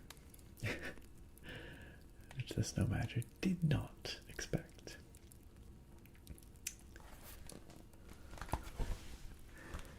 Bakery Guy says major utilities will now have fire prevention measures and shut off power to high-risk areas during high-risk conditions.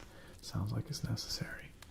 I visited Big Bear, California in July this year, and we had no power for 3 days in our rental. The neighbor, who was a local, was kind and prepared. He allowed us to store food in his refrigerator. As a CPAP user, it sucked. Yeah, that's not great. Now I know to carry a portable power bank with a plug of a DC converter to sleep in the car. That's rough. That's rough. Beanard says Bungo is so cute, but I need him to take some showers in his dreams. That's exactly what the snow badger is saying, because snow badger's gigantic nose is right there, sniffing Bungo in his showerless dreams. Good day to 'ee, sir. Be you 'ee snow badger? The giant lord of Wintertide was so astonished that he could only stand glaring at the cheeky mole babe. Bungo leaned out and shook one of his whiskers heartily, just giving it a good old shake. I be's Bungo, and I believes in 'ee. Him very nice. Snow Badger smiled then, his great face lighting up with delight. Gently, he took Bungo onto his outstretched paw. The little mole babe hung on to one of the mighty claws, looking down at the abbey far below. Bain't half I up here, sir. Be you going to take ye up to the clouds with ye? Snow Badger laughed then. He laughed so hard that his mighty breath chased the grey cloud banks away. Winter sun beamed down on the land, giving the snow a soft, creamy color and making it sparkle gaily. He shook his big, striped head. Oh no, you young rascal, no. Back to your home you must go. But remember me each winter tide, for 'twas I who brought you the snow. And there we can see the great snow badger cupping little baby Bungo in his paw right there, and laughing at Bungo's audacity.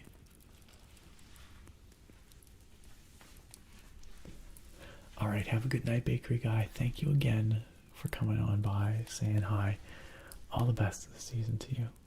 And hopefully see you again soon.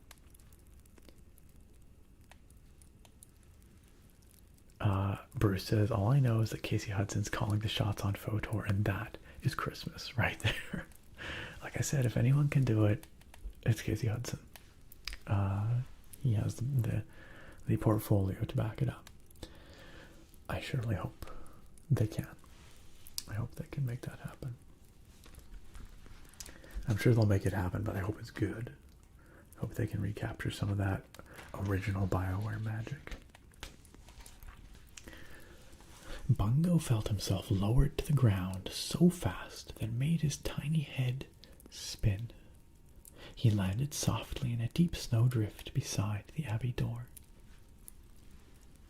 Snow Badger shook his head fondly, chuckled, and rose into the clear blue winter's morn, light as a thistledown and free as the breeze, now that his work was done.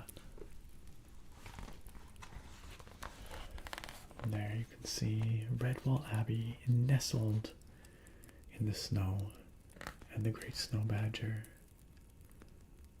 just floating away into the sky.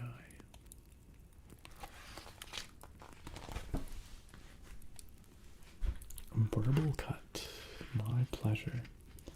Thanks for enjoying my ASMR. The abbey door swings wide open, or open wide, pardon me. Gotta make sure it rhymes. As happy young ones tumble out, all muffled up and bright-eyed, just hear them squeak and shout. Where's a hill to roll down? Where's a pond to skate?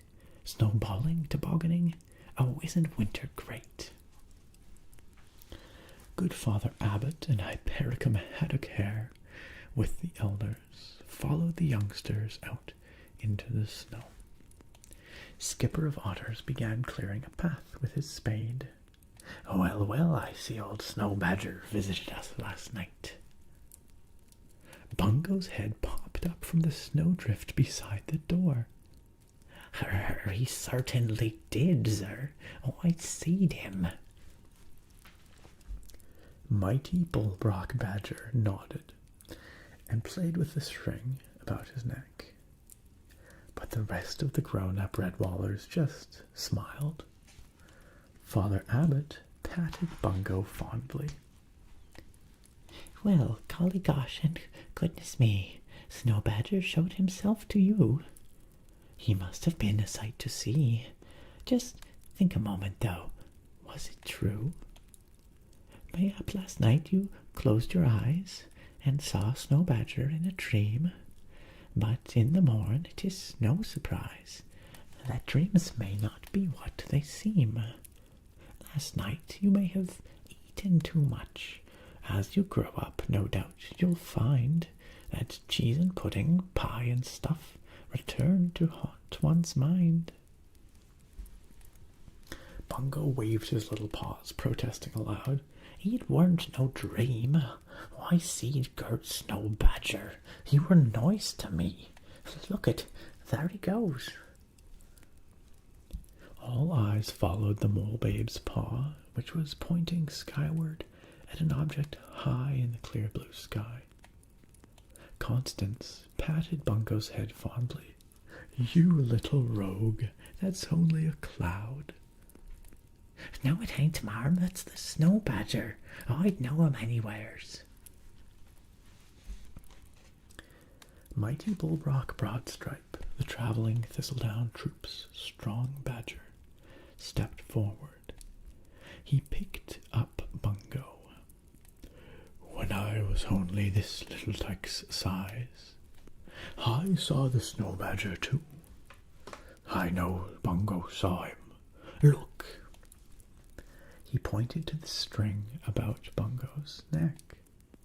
It had a small bag hanging from it. Bungo was just as surprised as any beast. Poor, what be this then, sir? Bullbrock showed him the one that he was wearing. It was the same. I got this from Snow Badger early one first winter's morn. I was awake, for I saw him afore any beast.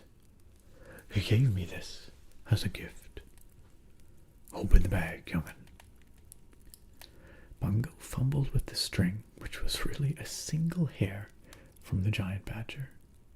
He loosed the neck of the bag and shook it. Pardon me. Out fell a scrap of parchment with something wrapped up in it. I don't know if I showed you the previous picture. This was all the Redwall beasts coming on out of the abbey first thing in the morning to play in the snow. Beanard says, the Bungo doubters are not holly or jolly. Come on, get on board. Beanard asks if I have any Christmas plans this week. Nothing extravagant. We will be having some dinners with family. We will be exchanging some gifts. We'll be staying in town. So, it should be a nice, cozy Christmas. Nothing too crazy.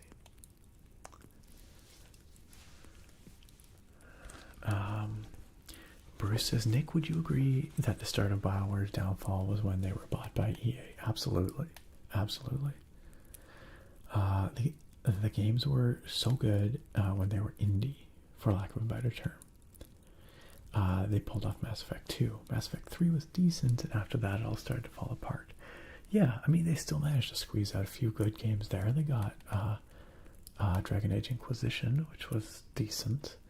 Mass Effect 3, which I have not played, but I know was controversial, but still considered a good game generally. But yeah, there's no doubt that they started to go downhill after the EA acquisition. EA is kind of known for that, aren't they? For buying up studios and just driving them into the ground. Yakinono, I feel like there must be some stuff in the indie space that is riffing off of games like SSX. I bet you there are sort of spiritual successors out there.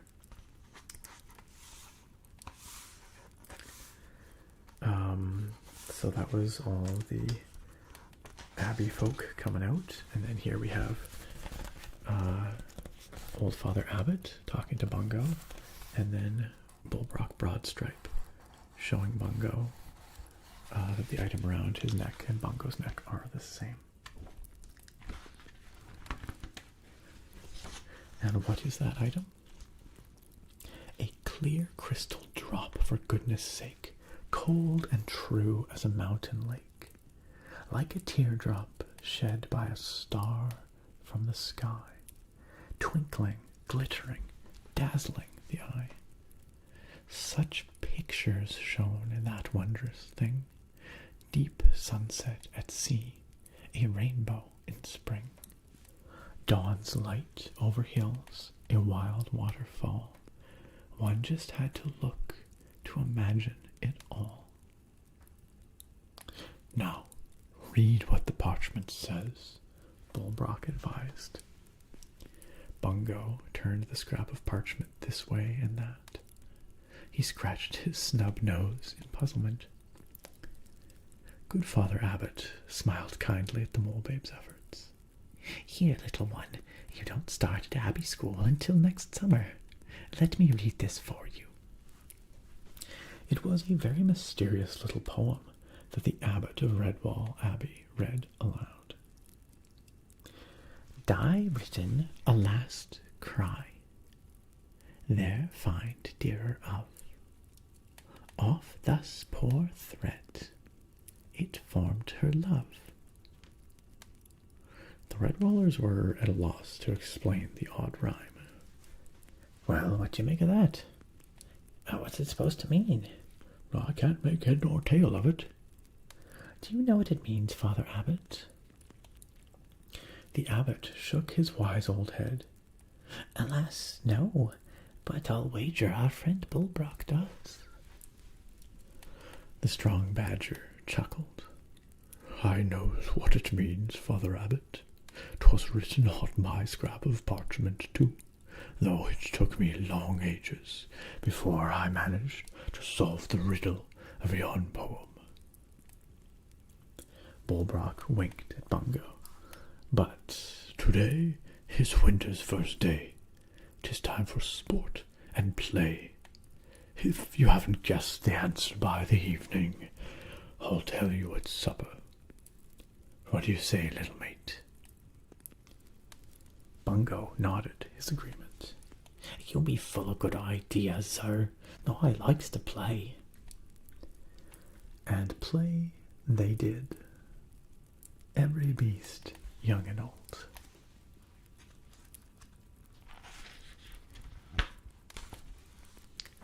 Constance the Badger Mum helped Matthias and Cornflower to build a fine snow mouse. Bungo and Tubspike flung snowballs at them. Four Mole and a crowd of Dibbins tobogganed down a slope. Bungo and Tubspike giggled and flung snowballs at them, too. Skipper and his otters skated figures of eight on the frozen pond. Bungo and Tubspike chuckled and flung snowballs at them too.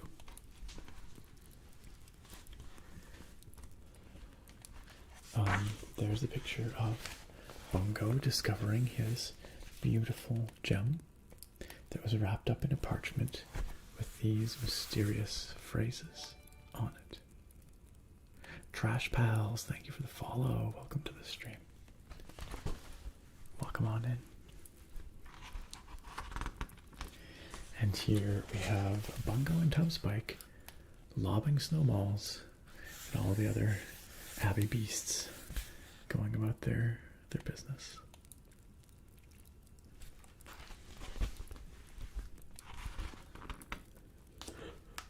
By the way, I'm getting sleepy.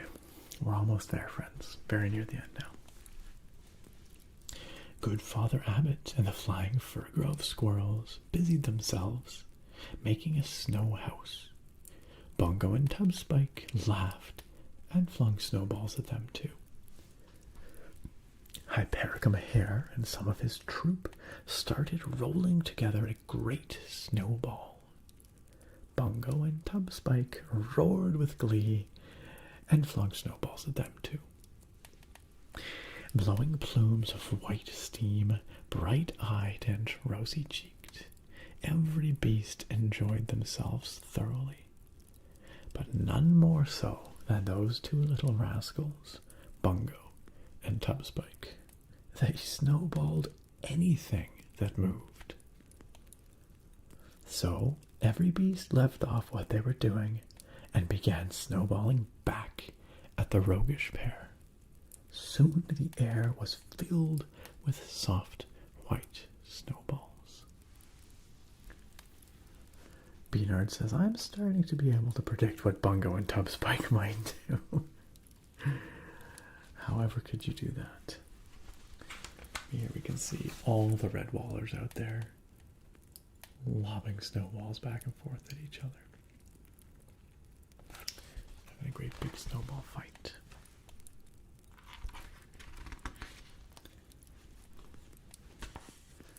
Beanard says, nice, same here, staying home and having some Christmas lasagna with the fam. Nice. I like the idea of a Christmas lasagna. That's good. Bruce says, my buddy was at Visceral when EA decided to close it, which killed me because I wanted more Dead Space. Guess they remastered it, but that's not quite the same, is it? Yeah. Yeah, EA is notorious for wringing studios dry and then unceremoniously closing them. Even the legendary ones. Good evening, Bolos. Good evening. And Ilk. Hello, nice to see you, Ilk. A snowball landed on Formal's head. Constance took two on her snout. One big and fat knocked Bungo flat as snowballs whizzed about. Back and forth they battled. Whop, thud, splotch, and whack. Look, there goes a laughing hedgehog. 6 snowballs stuck to his back. No beast was spared from the riotous fun. Even good old Father Abbot was forced to flee, smiling gleefully, pelted from whiskers to habit. The habit, of course, being the robe that the abbot wears. There's Father Abbot. All those Redwallers getting up to their snowball fight.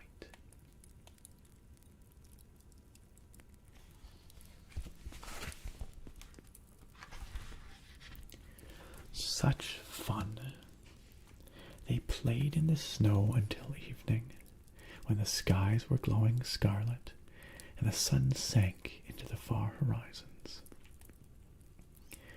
Friar Hugo appeared at the abbey door and rang his bell, squeaking aloud to the revelers.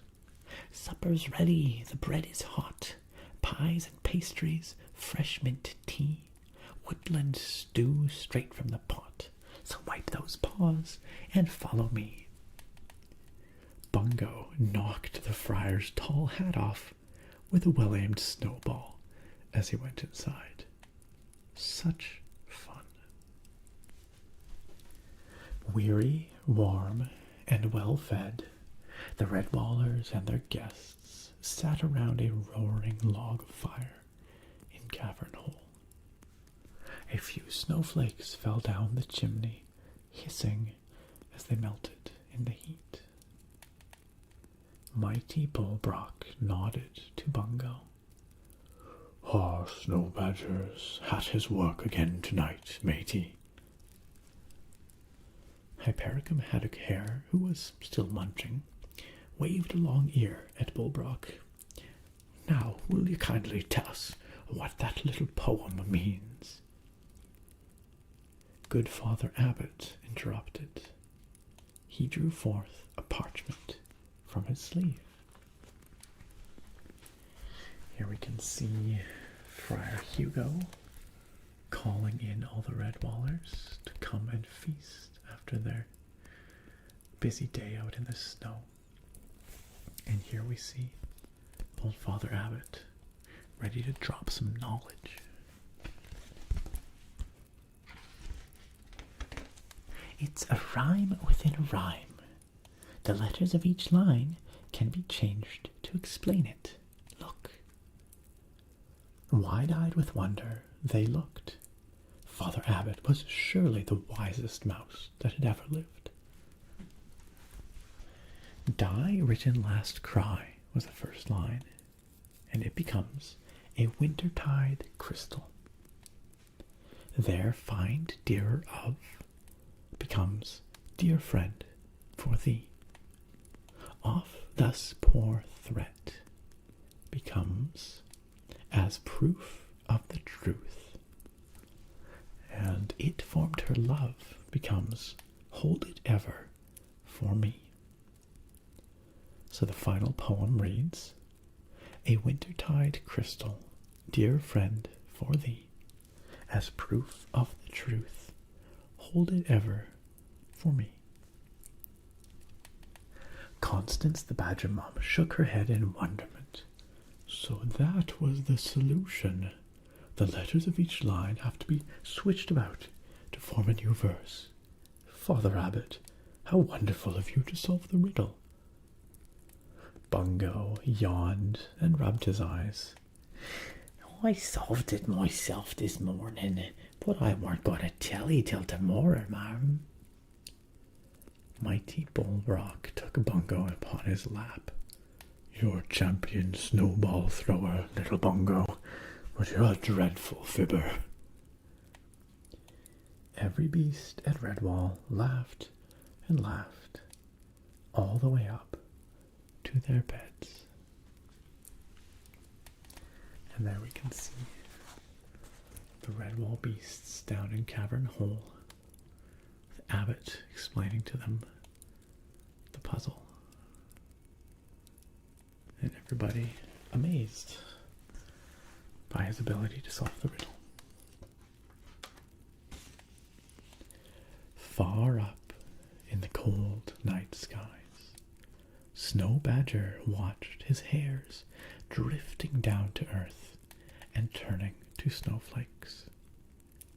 He heard the happy laughter drifting up through the abbey windows. No doubt his little mole friend Bungo had caused it. Lying down on a vast, soft cloud, the Lord of Wintertide closed his eyes in slumber. He liked visiting Redwall Abbey to bring winter joys to its creatures.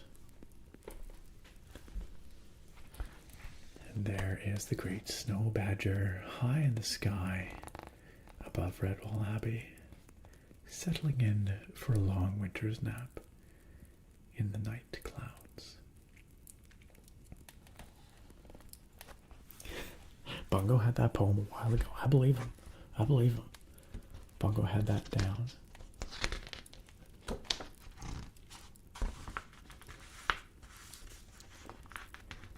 Did you enjoy your visit to Redwall, my little friend? I hope you did. Please come back someday, be it summer, spring, autumn, or winter. You are always very welcome here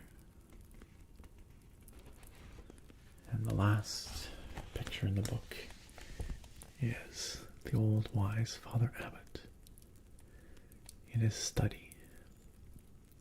Perhaps he wrote this story. It's kind of implied that way, isn't it? Looking very cozy with the snow outside. The very beginning of the book had Father Abbot with the autumn fields outside, and then the very end has Father Abbot with the snow outside. Isn't that nice? And that was a Redwall winter's tale for another year. I hope you all enjoyed this little storybook. Like I said, it's a favorite of mine from when I was younger, and I just think it's got the coziest vibes. I love the art. I think the story is charming, and it seemed that tonight was the perfect night to read it, given that it was the solstice. It is the first day of winter and the longest night here in the Northern Hemisphere, and that is exactly when the story is set. So we couldn't have hit it more perfectly. Of course, we do read this every year, although I think this might be the first year we actually read it on the solstice. So, and we will read it again next year, as is tradition. But we'll put it away for another year. A Redwall Winter's Tale.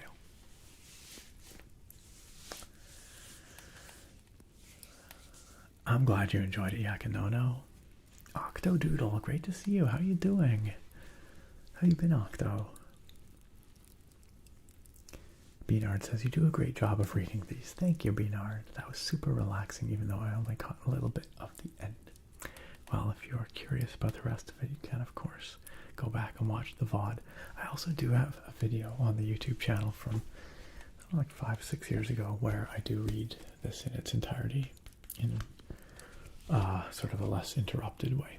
If you ever want to go back and just listen to the whole story in its entirety without me stopping to talk to chat in between.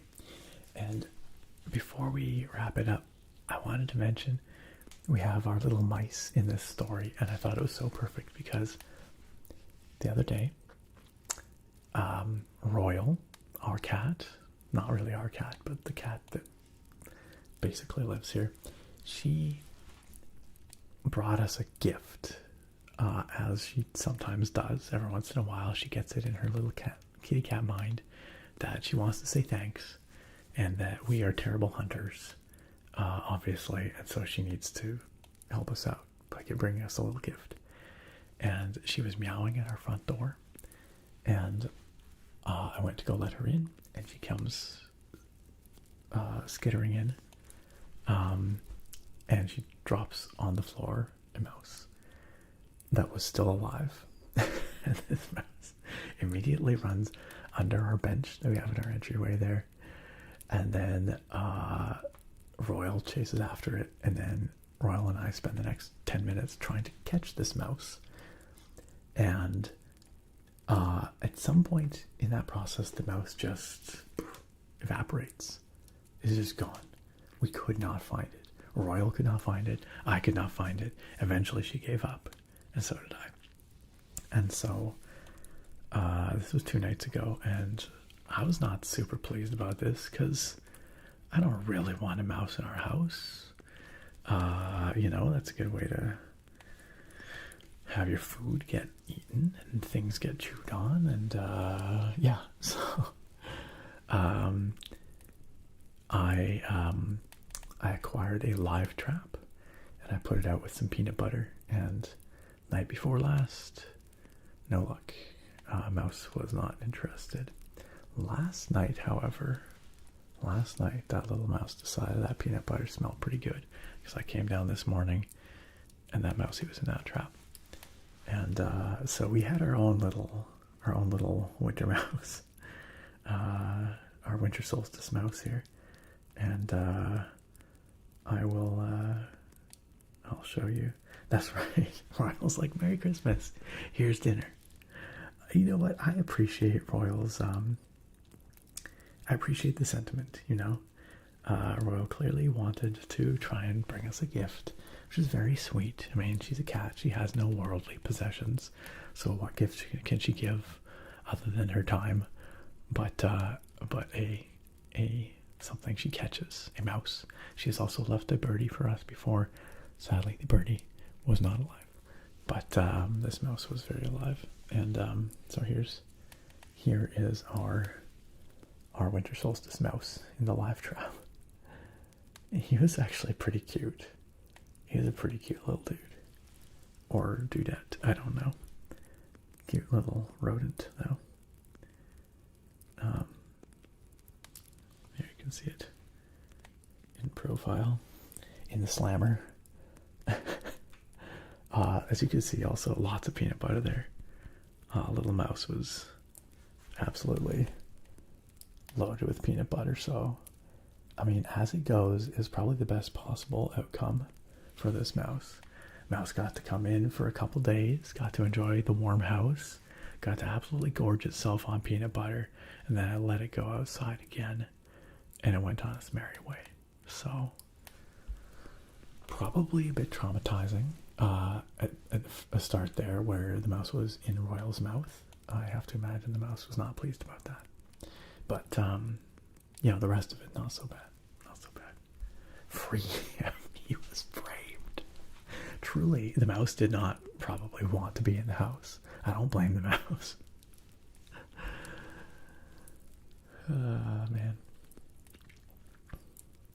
Octodoodle says, doing great, finished my film degree. Yo, congrats, that's huge. Getting my second bachelor's now. What the heck are you doing your second bachelor's in? Life is very busy, but glad to see you're still killing it. You know, I do what I do, and I enjoy it, so. Octo, I'm really glad that you could stop by. Congratulations on finishing your first degree.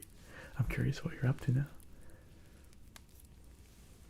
That's right, if only Royal knew that her time was enough of a gift. More than enough. We have been royally blessed. Indeed. Eyelash says you would get me with the peanut butter too. And we just find you in that trap. Hashtag mouse crimes. Bruce says if it starts talking, Nick, you know you're gonna have to call him Nim. That's right. Oh man, that's a throwback. I fed him up to Gertrude status. Actually, he's probably out there telling all his little mousy buddies right now, like, no, you have no idea. It's the most amazing place. I hope not. We don't want any more mice in this house. Winter solstice mouse sounds like a deity we should pray to, says ESB. Absolutely. Leave your blessings, or leave your offerings for the winter solstice mouse to receive its blessings. It will bring you bountiful harvest next year and a mild winter.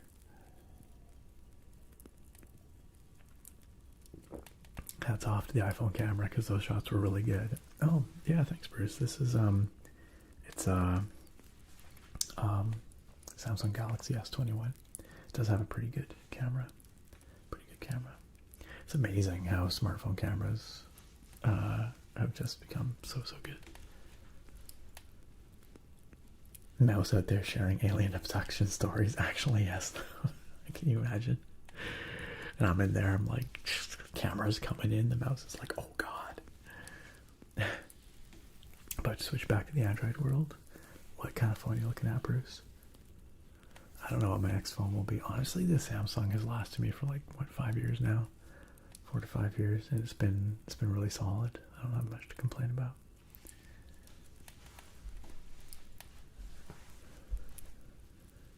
I remember actually having to buy a camera. Yeah, I mean, I obviously do. You guys are watching me through one right now. I like having, you know, nicer cameras for serious quote-unquote photography as well, but you know, but for everyday stuff, smartphone cameras pretty darn good now. Whatever the latest Galaxy is. Fair enough, Bruce. Fair enough. Beanard says, switching to the Android side of things with Google Pixel in college, and I've never turned back or switched to. Yes, Sarah has a Google Pixel. She likes it. It's a good phone. My next phone might be a Pixel. We'll see. Just have to see what's good at the time, but I've been Team Android for a very long time. I don't know. That's how I prefer to roll. Oh yeah, you like the Pixel 9 Bolos?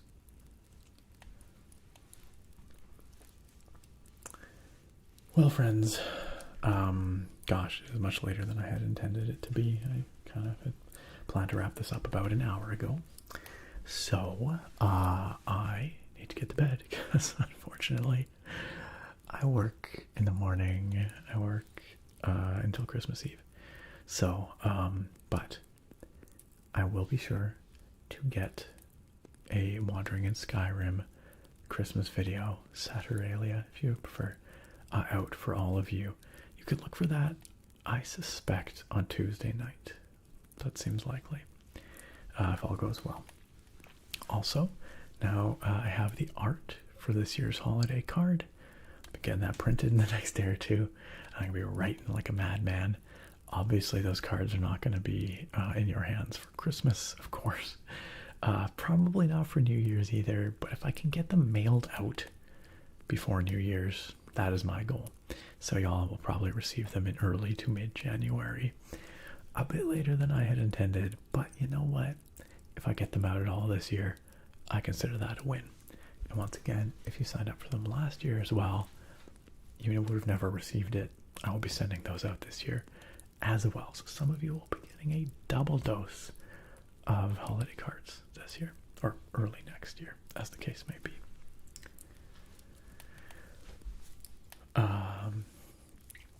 Verse says, I've been to both and only switched to Apple because of work. Yeah, fair enough. Bola said the screen was better on the 7. I had that one for 2 years. 0 scratches. Oh, interesting. More scratches on the Pixel 9 screen. That's kind of weird.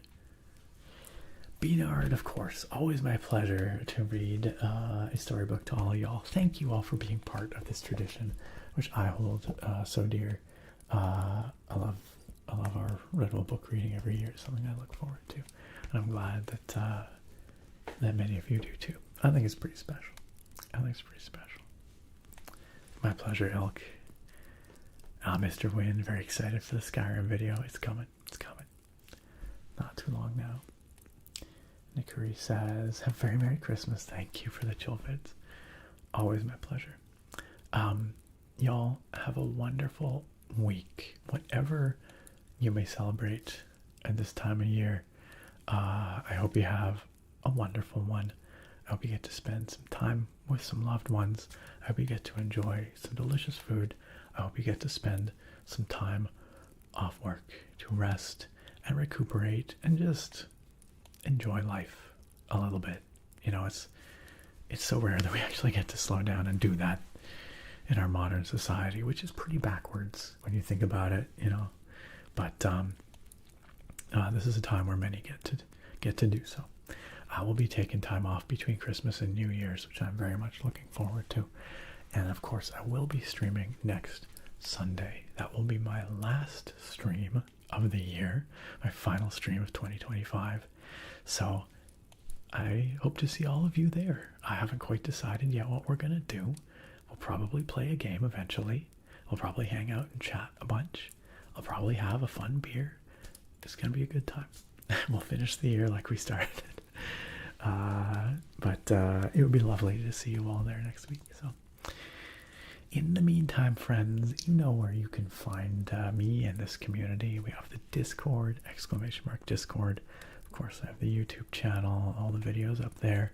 If you're looking forward to this year's Skyrim Christmas video, go check out the playlist of all the previous years. Get yourself in the mood for this year's, and that'll be along in just a couple of days. Very last thing before we wrap this up, we're gonna go find someone to raid. We were the lucky recipients of a raid from VampX13 earlier in the stream, and it would be lovely to find someone that we can take all these good vibes and pass them on to. So let's see who's streaming right now.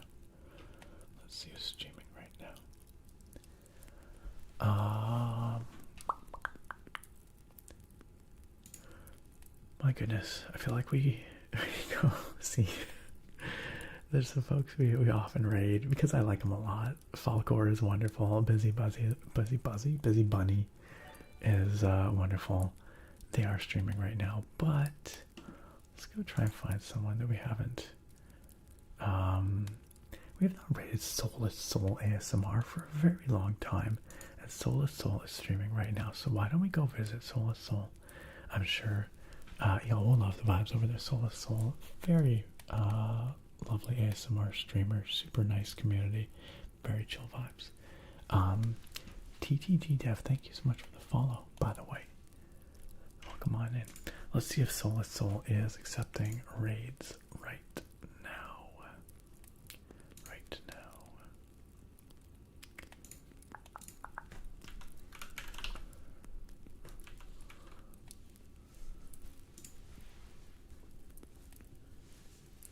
Let's hit the raid button and see. Yes, okay, looks like we're good. So, friends, sit tight if you're with us on Twitch. Just sit tight in the chat. We'll be heading over there in about 60 seconds or so. When you get there, let them know where you came from. Consider hitting that follow and supporting another awesome ASMR streamer here on the platform. And if you are subbed, you are welcome to use one of my very favorite emotes we have on this here channel. The raid emote, the ASM raid. If you're over hanging out on YouTube, you're welcome to come over and join us on Twitch for this raid as well, of course. Oh yeah, Kanona's suggesting James Bond. Yeah, we'll hit James Bond sometime soon. I think we rated James Bond like a week or two ago, maybe 2 weeks ago. Another awesome ASMR creator though. And we will definitely hit up his channel again real soon. Thank you for the suggestion, Akanono. Friends, thank you once again so very much. Thank you for making this community what it is, choosing to spend your valuable time being here, making this place better by being a part of it. A very Merry Christmas to you. Happy holidays, the very best of the season, and I'll see you next time.